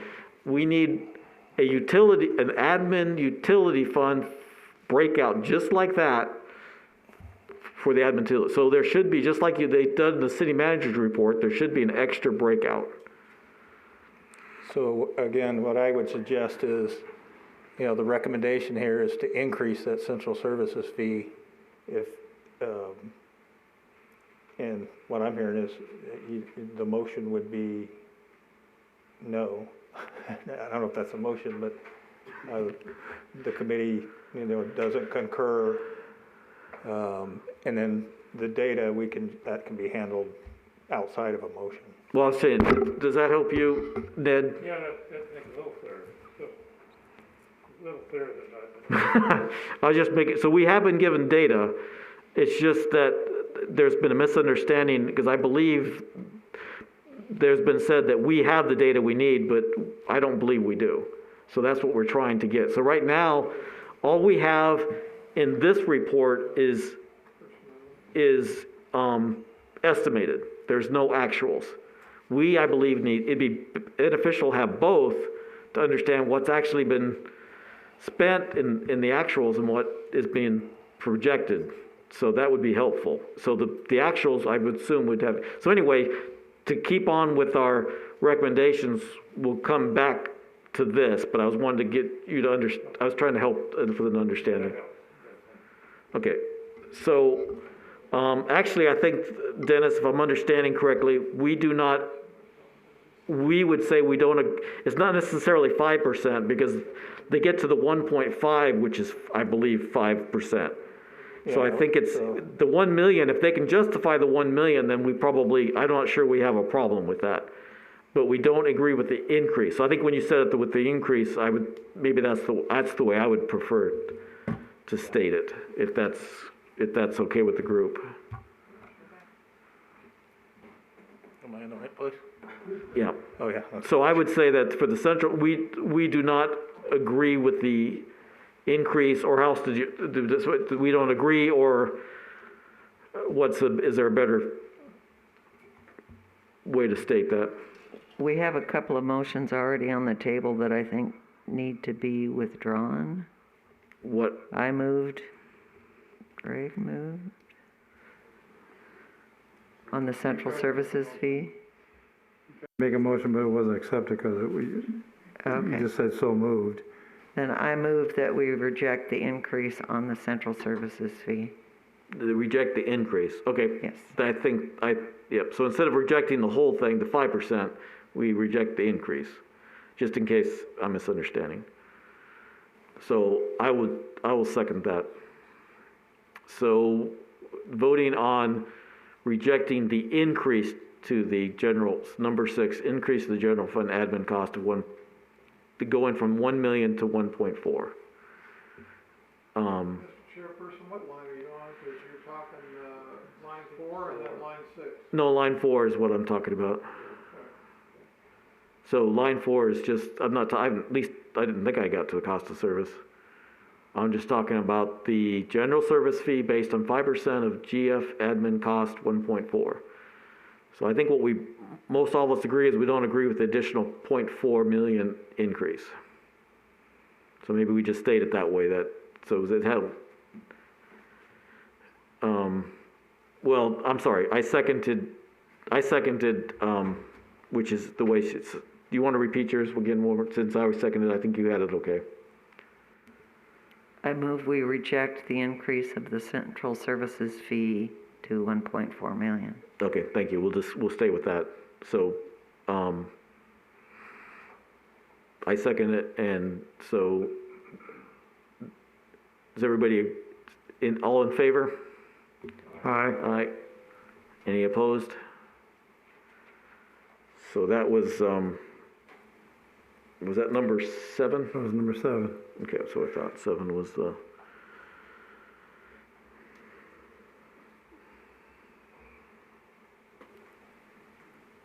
Okay. I move we reject the addition of a 5% franchise fee.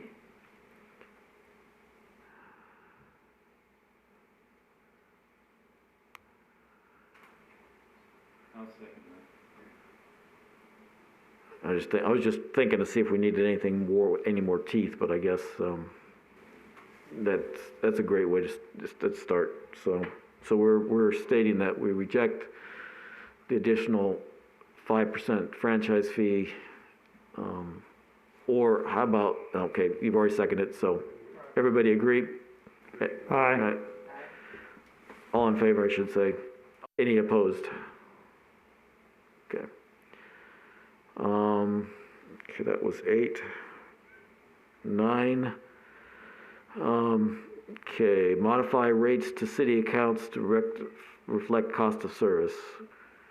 I believe we do not have, so what do we do with, we basically would be no comment on that, is that correct? So I guess the easy thing we did, like the first one, the motion would be no comment on the city accounts. Modify rates to city accounts to reflect cost of service, no comment at this time. And a second on that? Or no? Okay. All in favor? Aye. Any opposed? The ayes have it. Okay, that's 10, we're on 10, right? Okay, so proposed 5-year phase-in of cost of service-based rates. So I would say the same thing on that. Proposed 5-year phase-in cost of service-based rates, no comment at this time. All in favor? Aye. All opposed? Any opposed? Ayes have it. Okay, 8, maintain status quo on rates. Number 3 above. I guess because we just need to keep going, need to make sure we understand it, I'd say we have no comment on that one either at this time. Maintain status quo on rates, I'd say no comment unless somebody else has a different understanding of that one. A second. All in favor? Aye. Any opposed? Okay, ayes have it. So the last one, maintain city accounts under current resolution. Maintain city accounts under current resolution. Okay, so we actually were talking about this one, and I think we almost decided at this time, maintain city accounts, that we agree that at this time is to not modify the city accounts. So we would maintain it. So did I miss anything on our discussion during the workshop? So the city would continue to pay wholesale costs.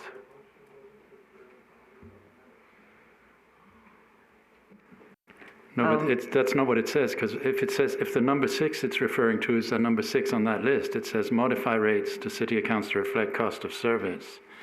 And then they're saying maintain city accounts under 6. Doesn't that mean you then modify them to reflect cost of service? No, I think that one's is problematic. So you could have to clarify it, but let's just see what it reads. Maintain city accounts under current resolution. The current resolution states that they will pay wholesale prices. So if we have to, you just say eliminate number 6, this abbreviation, the parentheses. I think since on number 6, we moved to not have any comment, that should be our same response to number 9, because that's all involved in the cost of service issue. So then we'll put it out towards some other time. Okay, I have no, so you want it, so just put it as no comment? I move that we make no comment on number 9. And a second on that? Second. Okay, all in favor? Aye. Any opposed? I should say aye on that. Opposed? No nays, so all passes, 100%. So I guess what I've make sure we stated is that, so we ended up with 11 resolutions, right? 12? Sorry, thanks for, and all of them, just for clarity, all of them were 100% in favor. So no no's, that hopefully helps the minutes.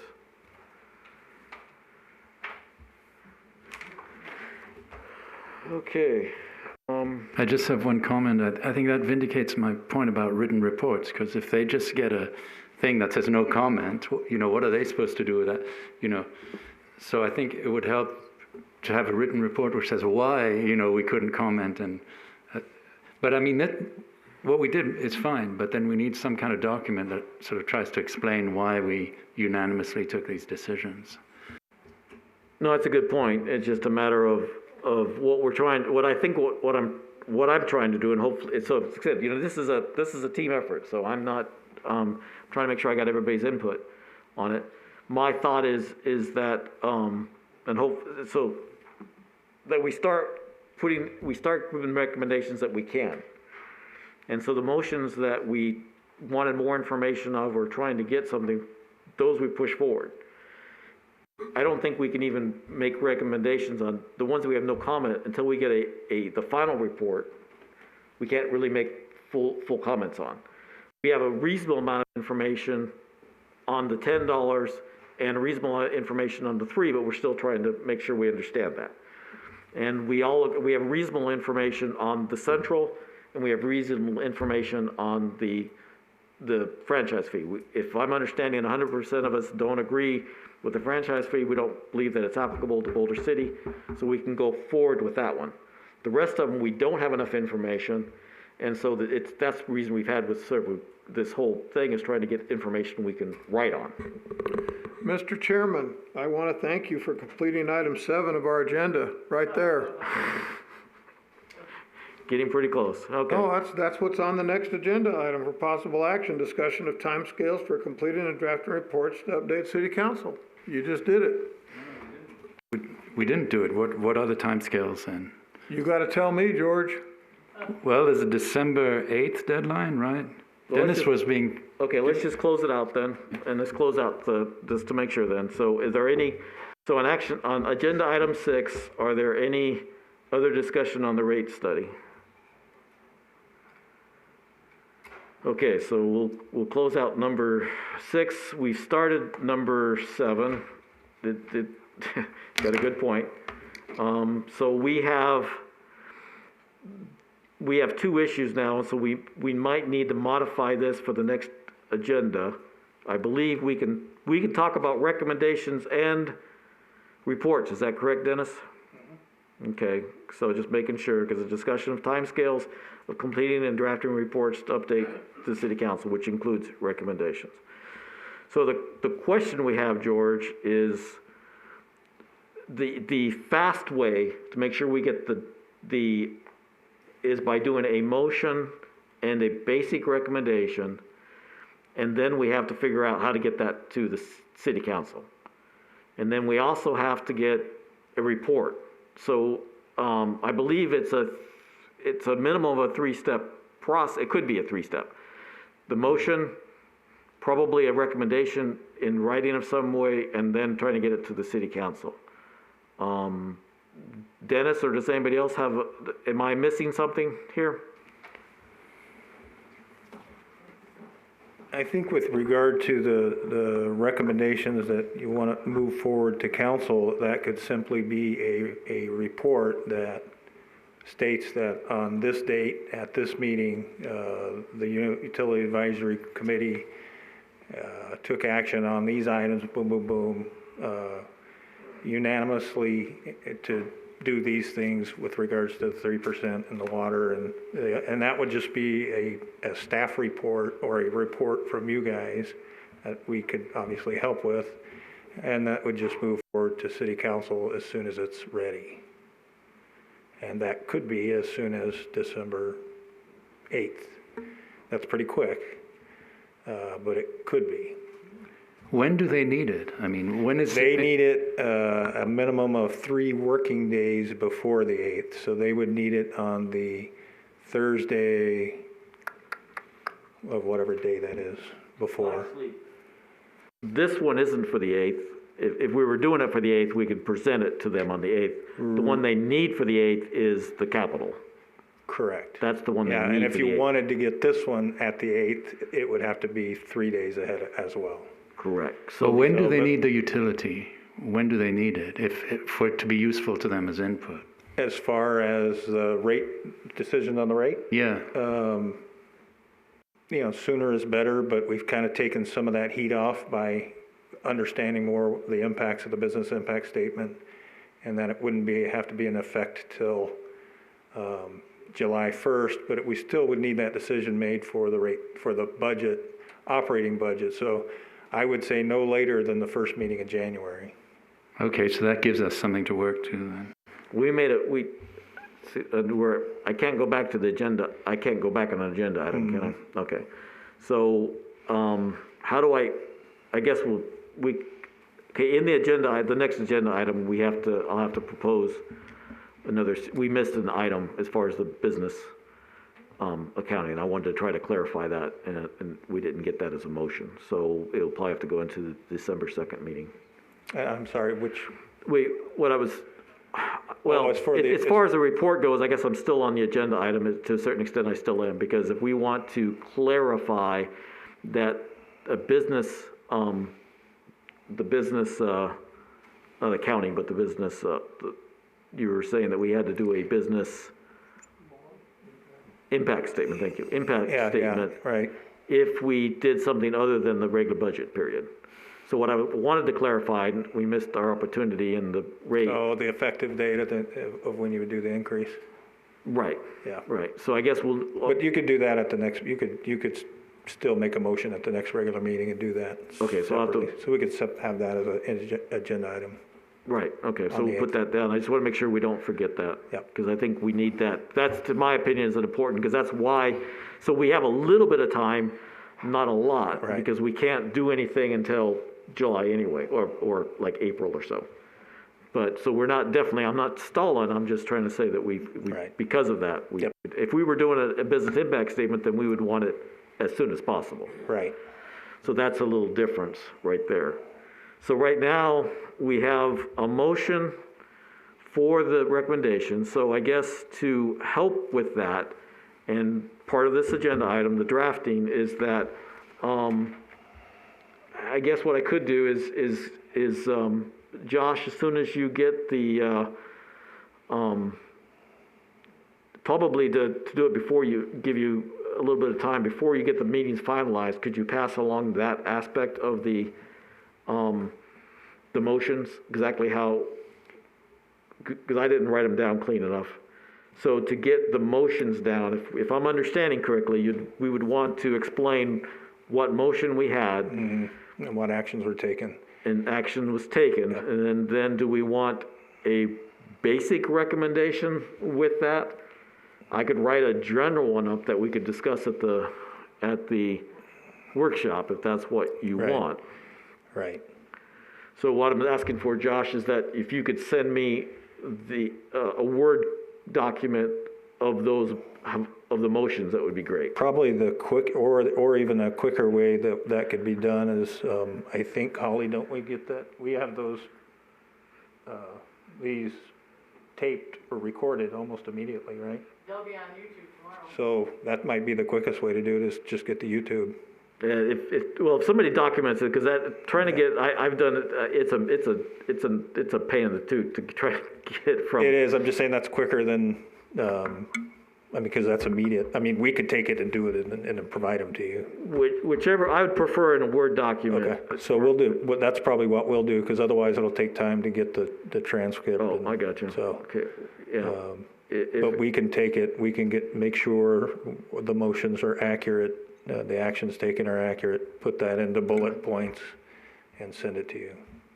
Right, and then if you want, then I can put just a little bit of comment. Basically, the easy thing for no comment is that until we've had time to review the final report, there's not enough information. Right.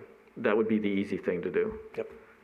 Now, so would that be something that you're, okay, so then for the other timeline issue, then you are going to supply us with the basic descriptions and as much detail as we can get for FY22. Right.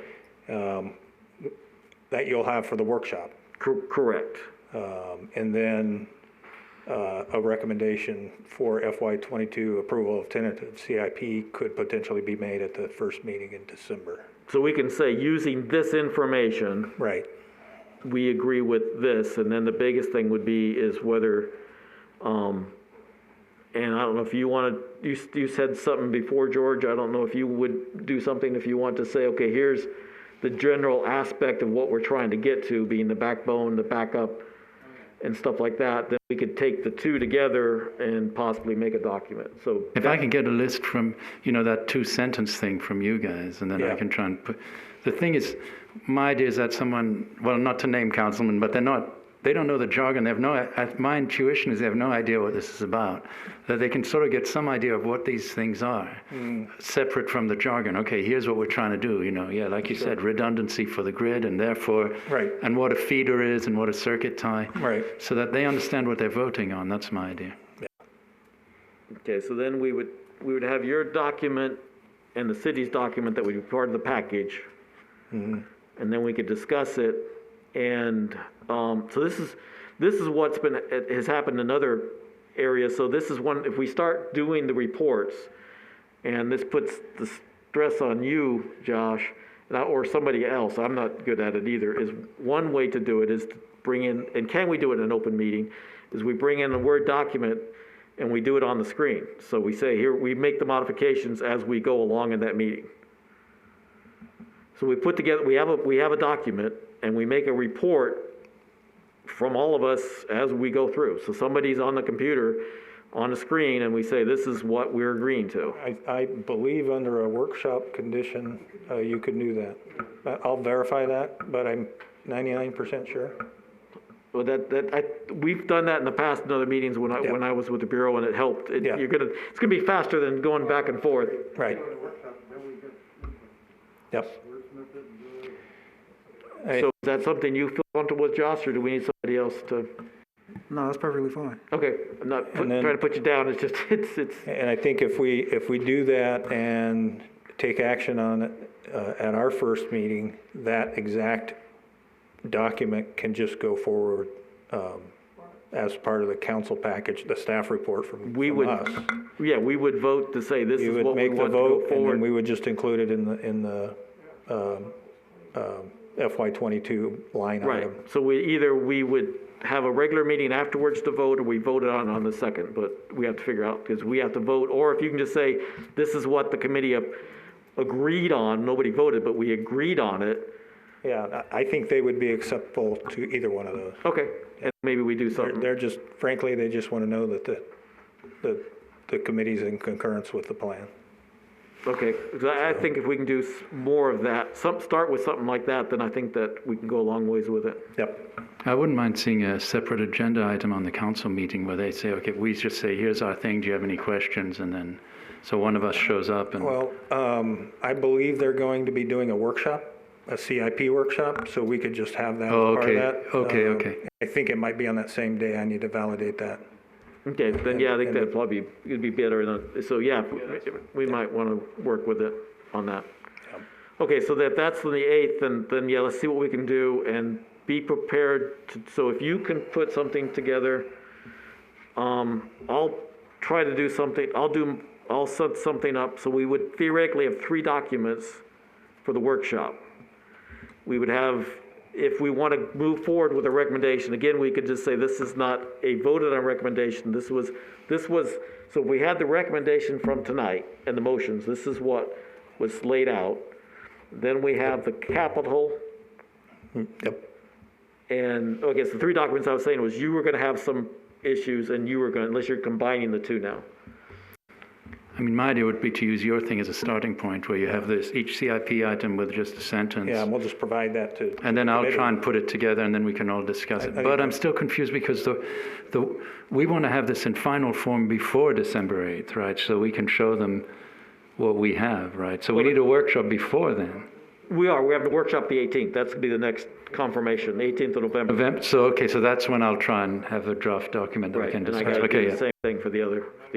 So that'll be our next step is to do it. So we're looking at 2 documents then, the one for the motions to see if we do something with that, but we definitely, the next step we want by the 8th is definitely the other document. And then, so we won't take any more time up. We will go with other reports later on. Is that okay, George? We'll continue on?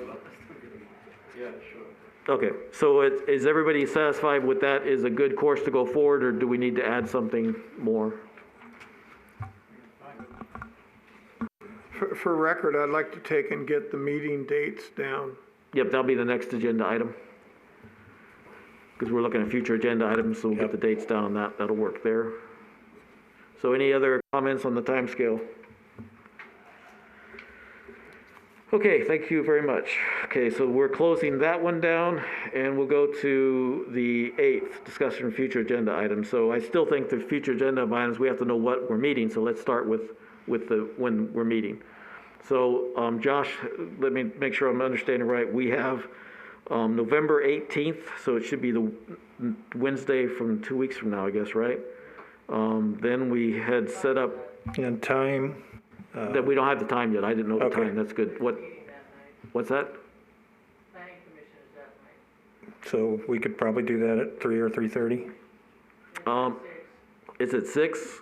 So So how early can we meet on? Are we having a workshop and then a formal meeting? No, I think we'll just do a unless somebody wants something to really vote on, I think we can vote on December 2nd, so we'll just have a workshop. But if what we're talking about today could easily go 3 hours.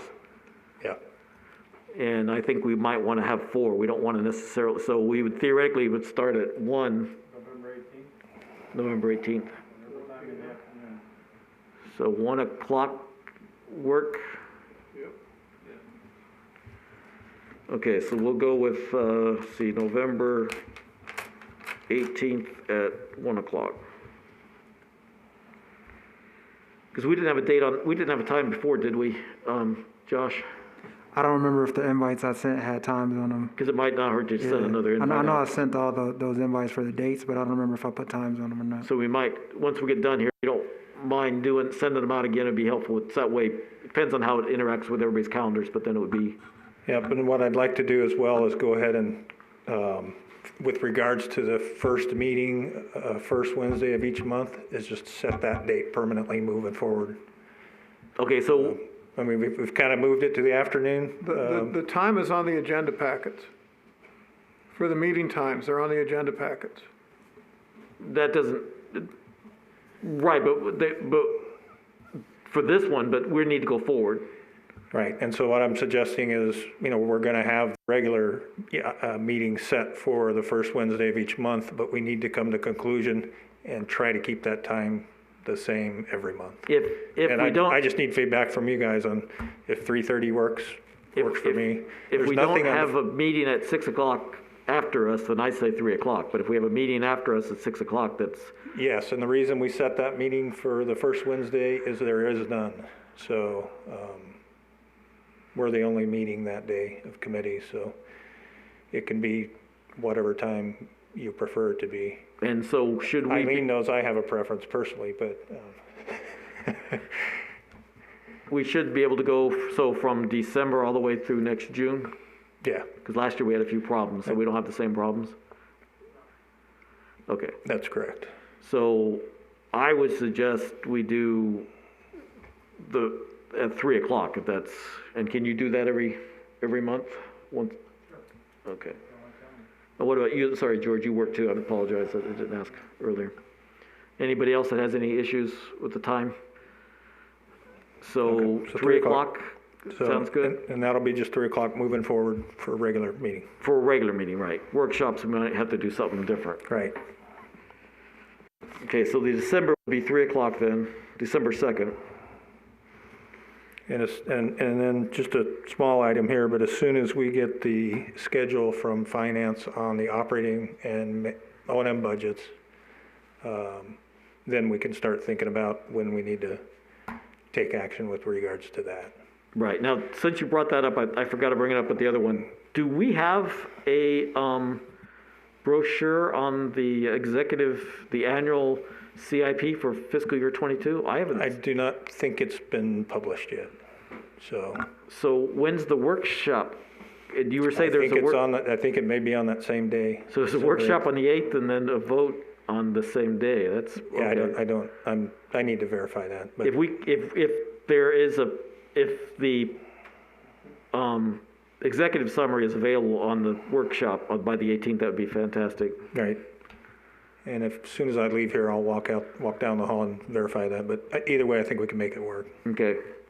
The other one we had then was December 16th, that I think that Josh had sent out as a workshop. So do we still want that? Yeah, and we set them just to put up placeholders, whether we would need one or not, I guess is up to the committee. Do we want to decide on the 2nd, or do you want to get it sort of laid out early? What do we think? We know we need this, the 18th, there's no doubt. George, Greg? Well, I'm trying to get it straight. So we've got a workshop on November 18th at 1 PM. Yep. Correct. And then we have a formal meeting on December 2nd at 3 PM. Correct. And that would be every first Wednesday of every month. Okay, and then on December 16th, we have another workshop at 1 PM. Well, that's what we're asking. Do we, If you feel you need one.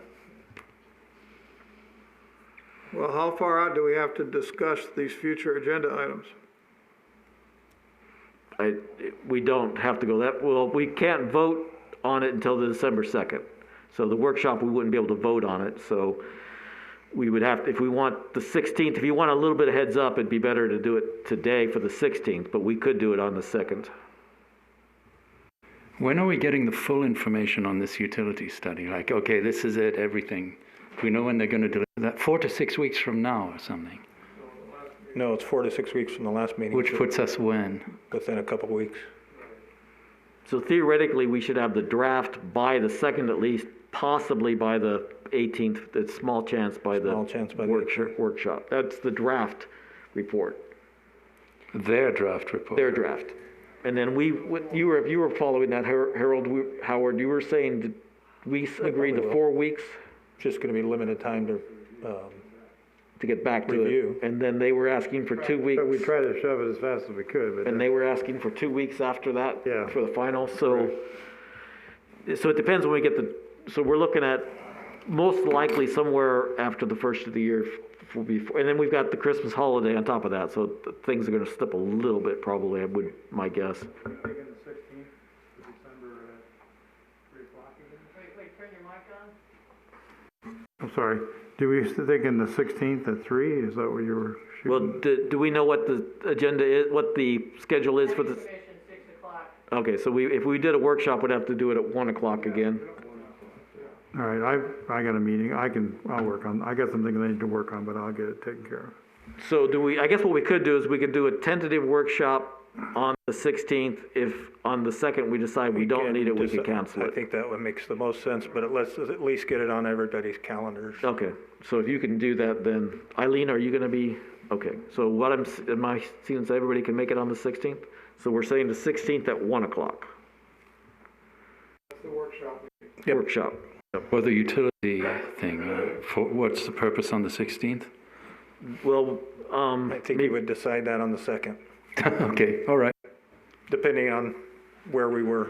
Well, all we're trying to do is get dates and times figured out, and because we have to discuss what we're gonna talk about in the meeting before we discuss it, we've now got some times blocked out and some dates blocked out. So the thing is I seem to remember when we had the presentation last time, they said in 4 to 6 weeks, they would have a draft done and in our hands. And that was About 4 weeks ago. 4 weeks ago. Right. So I'm hoping with my fingers crossed that on the November 18th, 1 PM workshop, that we have the draft in our hands. Yep. Then we got something to talk about, but we ought to take and for possible discussion on future agenda items for the November 18th workshop meeting at 1 PM, that we take and put on one of the discussion items, review of the draft report. the 2nd or the 16th? 16th. No, I'm saying we got a workshop on November 18th. We haven't gotten there yet. Right, Rafaela said they'd have it by that date. right. So on our agenda item, we need to put for discussion, the rate study, rough draft rate study. Well, if we just stay discussion of the rate study, we can do whatever we need to That's do. fine, but I'm saying that's one of our agenda items for the 18th. Correct. So we're gonna be dark the rest of November. On the 2nd, we're gonna have a formal meeting that if we get the report, we can take and discuss on December 2nd as part of our agenda item, the vote yes or no to accept the rough draft to be converted to the final report. Because that's what they're talking. They're gonna give us a rough draft, we've got to review it, and then it'll be converted to a final report to be presented to city council. That only gives us 2 weeks, and I don't think if the thing is that's gonna be enough time. Well, it second- depends on how many documents they download to you. You know, and if they're gonna do a rough draft of the final report, it's not gonna be that long. No, it's not a rough draft, it's supposed to be a draft. I'm hoping it's gonna be pretty much, here's what the final draft's gonna look like with just some tweaks. I would expect it to be close to final. Yeah, and that's all I'm trying to do is get our agenda items figured out for these next meetings. And then on December 16th with our workshop at 1 PM, we can then talk about the CIP, we can talk about O&M and get some of the other stuff off our plate that we've been chomping at. Well, the 18th, we start that. Right, but I'm saying I just trying to get an agenda item on the docket. So Right. when they go print it, Josh gets done with his paperwork and stuff, and we've got some stuff to put in there. Well, here's a suggestion. So if we start with doing some of the documents on the screen here, then we could possibly do the same thing with the draft. If we get the draft by the 18th, we can put it up on the screen and see if there's any major things to look at. Then what I would suggest is that we wait till the 16th, and then we get everybody's comments, try to get everybody's, because that's basically 4 weeks away anyway, from the 18th. And then we put it in, and we try to go through and put everybody's recommendations together and explain why we think things should be changed. And in that meeting, you might want to do a regular meeting at the end for like a half an hour to say, we vote on it. If we need to make a vote to say we agree with the go final or not. Yep, on the 16th. On the 16th. So see that, Greg? So that instead of pushing it on the 2nd, which is going to be really hard for everybody to, we could put it on the screen again, and then the 16th would be, maybe that's going to be your major portion on the 16th is going through that draft. We all would have a review, we could all say, here's what I've seen, what do you guys think, type thing. We're kind of at their mercy, so, because we don't know when they're gonna supply this thing, so pushing it a bit later makes sense to me. Yeah, I'll circle back with them tomorrow and find out where they are. Okay. But, so Greg, on your thought here, do we just do, I think we're just doing the capital and the rate study on the 18th, right? That's my thoughts, yes. And so do we have, to see, is the agenda item discussion of utility? Okay, so now then, discussion of utility capital improvement plan. Does that mean we can talk about anything? Yes. So we can talk about the ongoing, we can talk about, We can put under Future. that item for the workshop, we'll put the ongoing and we'll put the 5-year plan and we'll put FY '22 all in the packet. okay, Under that one item. Yep. okay. And then the rates, if we just say utilities rate study discussion, that means we can include it, we can do anything unless you want to put the draft, if we know the draft If report, we by have a then we'll draft, have it. we would attach it as Right. draft. Right, right. And we'll just say, yeah, But as soon as we can get a copy, that'd be great too. right. No, Right. wait, so, okay, so, but on the same line you're talking about, Greg, then for December 2nd, because, so for right now, I think we're all in agreement, we want to minimize the presentations to little or none.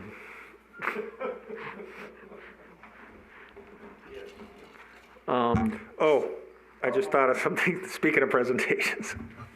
I put this in my notes and I forgot to mention it.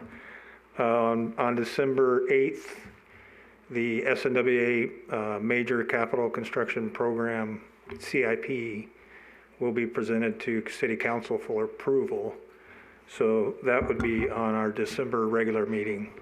Oh, I'm They would sorry, co- can you repeat that one more time? So the Southern Nevada Water Authority just went through their integrated planning process with their committee and developed their new major capital construction program, capital improvement program.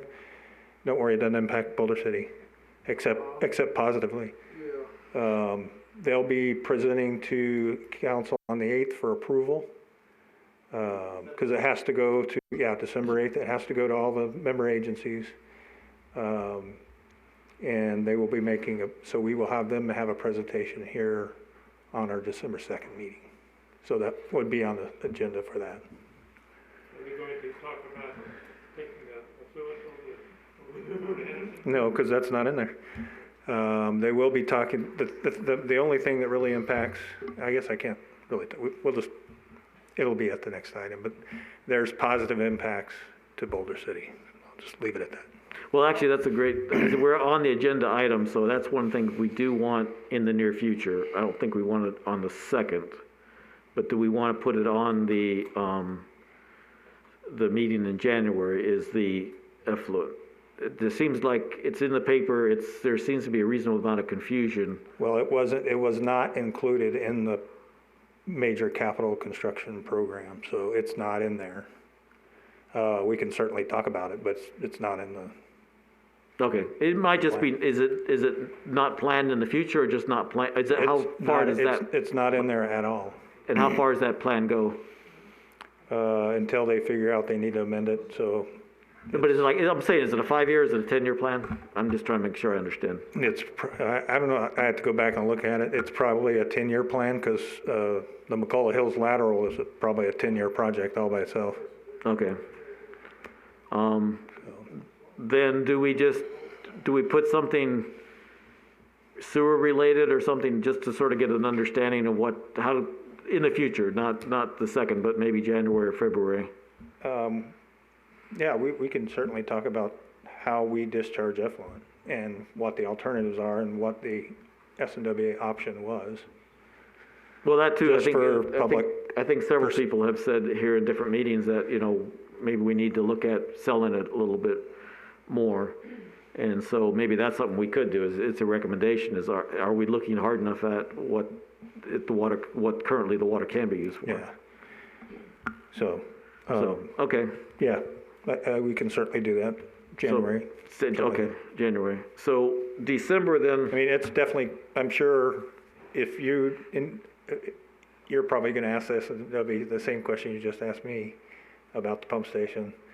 And I know city council's gonna ask that, okay. obviously, because they're gonna want the community to understand whether it is or is not in the MCCP.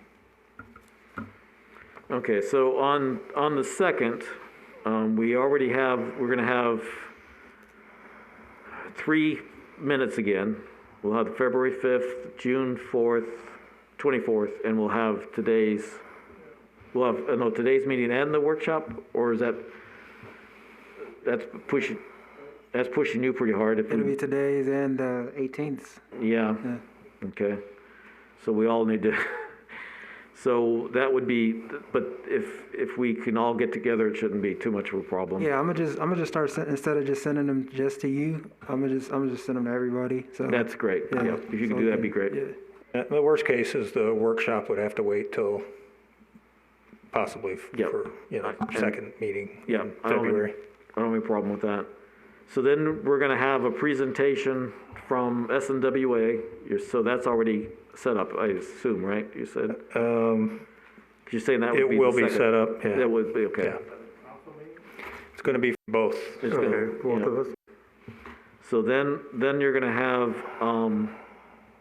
so you got, I'll just put, I guess, for the new, so this would be SNWA. Okay, then, I assume we're in a similar situation. We're gonna have, update on current ongoing capital improvement. We've got the presentation or an update or something on the fiscal year 22, because, well, that's gonna have to be 5. The biggest thing we have to have on 5, staff presentation and discussion of the fiscal year. We have to put something for possible action. Right, Okay, for so, FY '22. right. And then, I guess we still list for, I guess for possible action, we want discussion of utility rate study, because we might vote on that recommendation then. Yep, yes. And then 7 is what we currently have, so, I'm sorry, I should have made sure, but anyways, what I'm doing is using today's agenda, regular agenda, and saying, okay, basically, 2 is looking pretty similar, December 2nd. So 7 would be the discussion of time scales, and 8 would be discussion for future agenda. So the only thing I guess really different is, of course, the different meetings, and then 3 is now presentation of SNWA, and the other ones are similar, except for 5 has to be, and I guess it doesn't hurt, does it, to put 4 and 5 to put as possible, Yeah, for that's possible what action? we would do, yeah. No, for 4 and 5, Yep. because Greg had a comment on 4 that we couldn't do a motion on. Yeah, no, that's fine. Okay. Yeah. Okay, so did I go through that too quickly? Does that? There's one missing thing, I think, because November 18th, right, we're going to produce 2 reports, if I understand correctly. One on the CIP for FY22 in our workshop, and one on explaining our vote on the rate study, right? Is that correct? Or November 18th? We're going to try to produce a report, that's correct. Well, 2, actually. One on the CIP and one explaining the rate study, right? Right, so that's going to be 5 and 6 in this next agenda. If you look at our current agenda, 5 and 6 would cover would be able to do if we put for possible action, so we might need to reword that so we can work with. That's my point. Dennis. So that we can decide whether we agree, whether we vote on that report Yeah, to forward it to council. So we would just put it for possible action. Okay, so it's 2 reports, the rate study and this one. And 6, we already have possible action, so discussion of rate study, we have it there. So.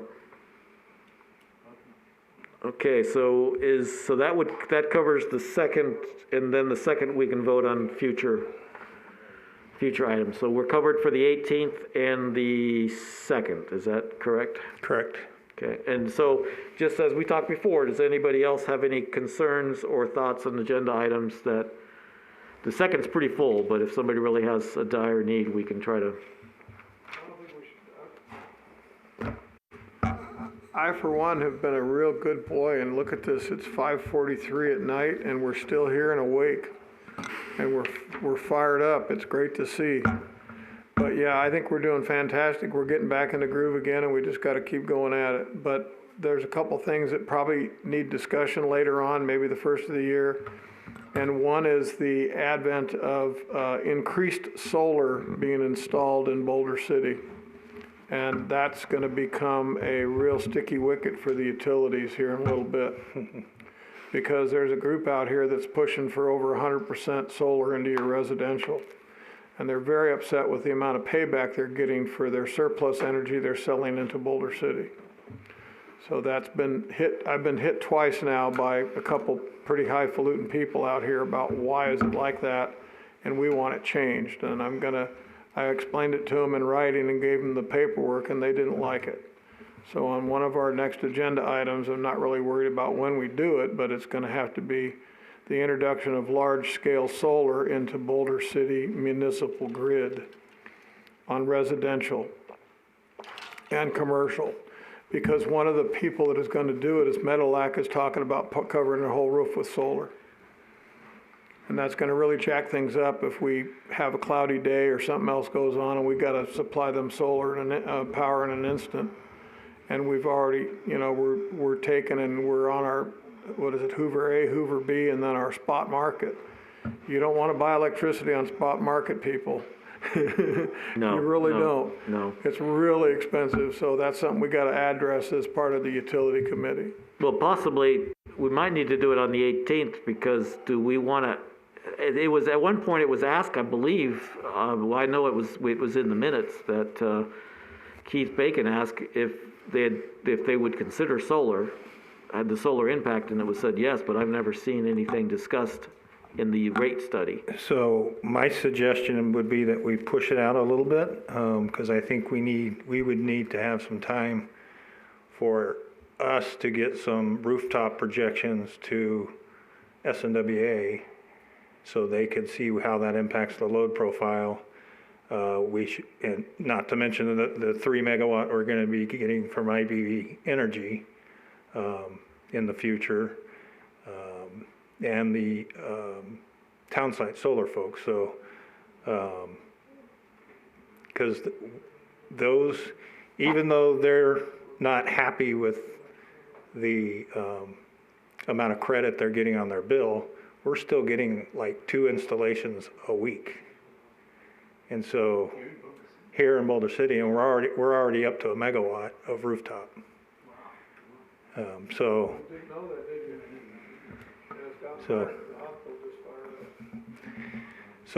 I believe we need a little bit of time to work with SNWA and SSEA, see what those impacts of the increased rooftop are, and then come back and have a discussion. Well, there's several different facts and so I think the sooner we at least start if we can keep it simple in the beginning, we might just say, what facts are we looking for? Yeah. Because there's several facts related to I don't think we solar. would be ready at the workshop. No, the 18th, the second's too full, the 18th is full, the 16th of December would be the earliest we'd want to do it. The reason I'm bringing this up is the fact that it's in our resolutions of our rates. Okay, and if we do a rate study and we get a recommendation from this Rafelis and we don't look at this other package and then we go into a resolution and we design a resolution that doesn't have solar in there, we're gonna be up in deep problems. We either accept what's in the binder now with modifications, but right now it works like this, really simple. Anybody who puts solar on their roof, whether it be residential, commercial, whatever, gets the wholesale rate credited back to them through the revenue meter, not the retail rate, the wholesale rate. And that's where the confusion is, because the people that are selling solar in Boulder City are not telling them that. Okay, and if you look at the 2 rates, they're thinking they're getting the retail rate back. Right. The end-use customer thinks they're getting the retail rate back until you read the fine print, and the solar guys out here are not giving the customers the fine print that says they're getting the wholesale rate credited back to them. And then guess what happens, George? They have to buy their power again at the retail rate, so Boulder City is making money between the wholesale rate and the retail rate on solar on roofs. Why don't we put that on the agenda for December 16th then, just to say solar? Okay. Because start getting because we're already over discussing an issue that's not on the agenda. Right. And so maybe if we at least if we get it on the agenda for the 16th, we can discuss it. Okay. And then we can ask you for more details. Yep. So we're not asking you to say, fine, I just do it. Yep. Okay. Nope, I think that's a good one. So December, I'll put this solar discussion or something like that. And it's a workshop, so we have more. Okay. So, okay, so I guess we've got the comment period still to go. So yes, we probably overtalked some, but anybody have anything, last thing on the agenda items before we close it? Okay. Okay, gonna have a, no. Okay, so we're closing out the item number 8, and we will go to public comment. So again, the call-in number is 702-589-9629.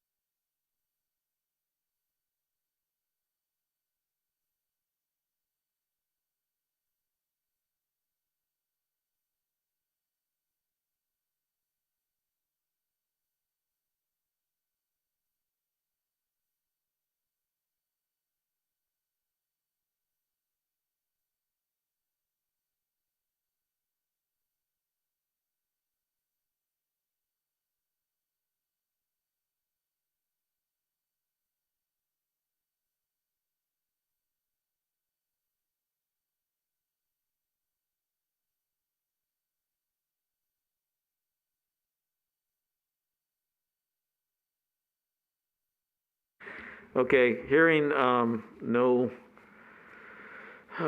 public comments, then I will motion to adjourn. Second. All in favor? Aye. So we are adjourning at 5:51 PM. Thanks for everybody's patience and contribution. Thank you for the new clock. Oh, Fred's okay. I never not going. And George, you be nice to us and No, man.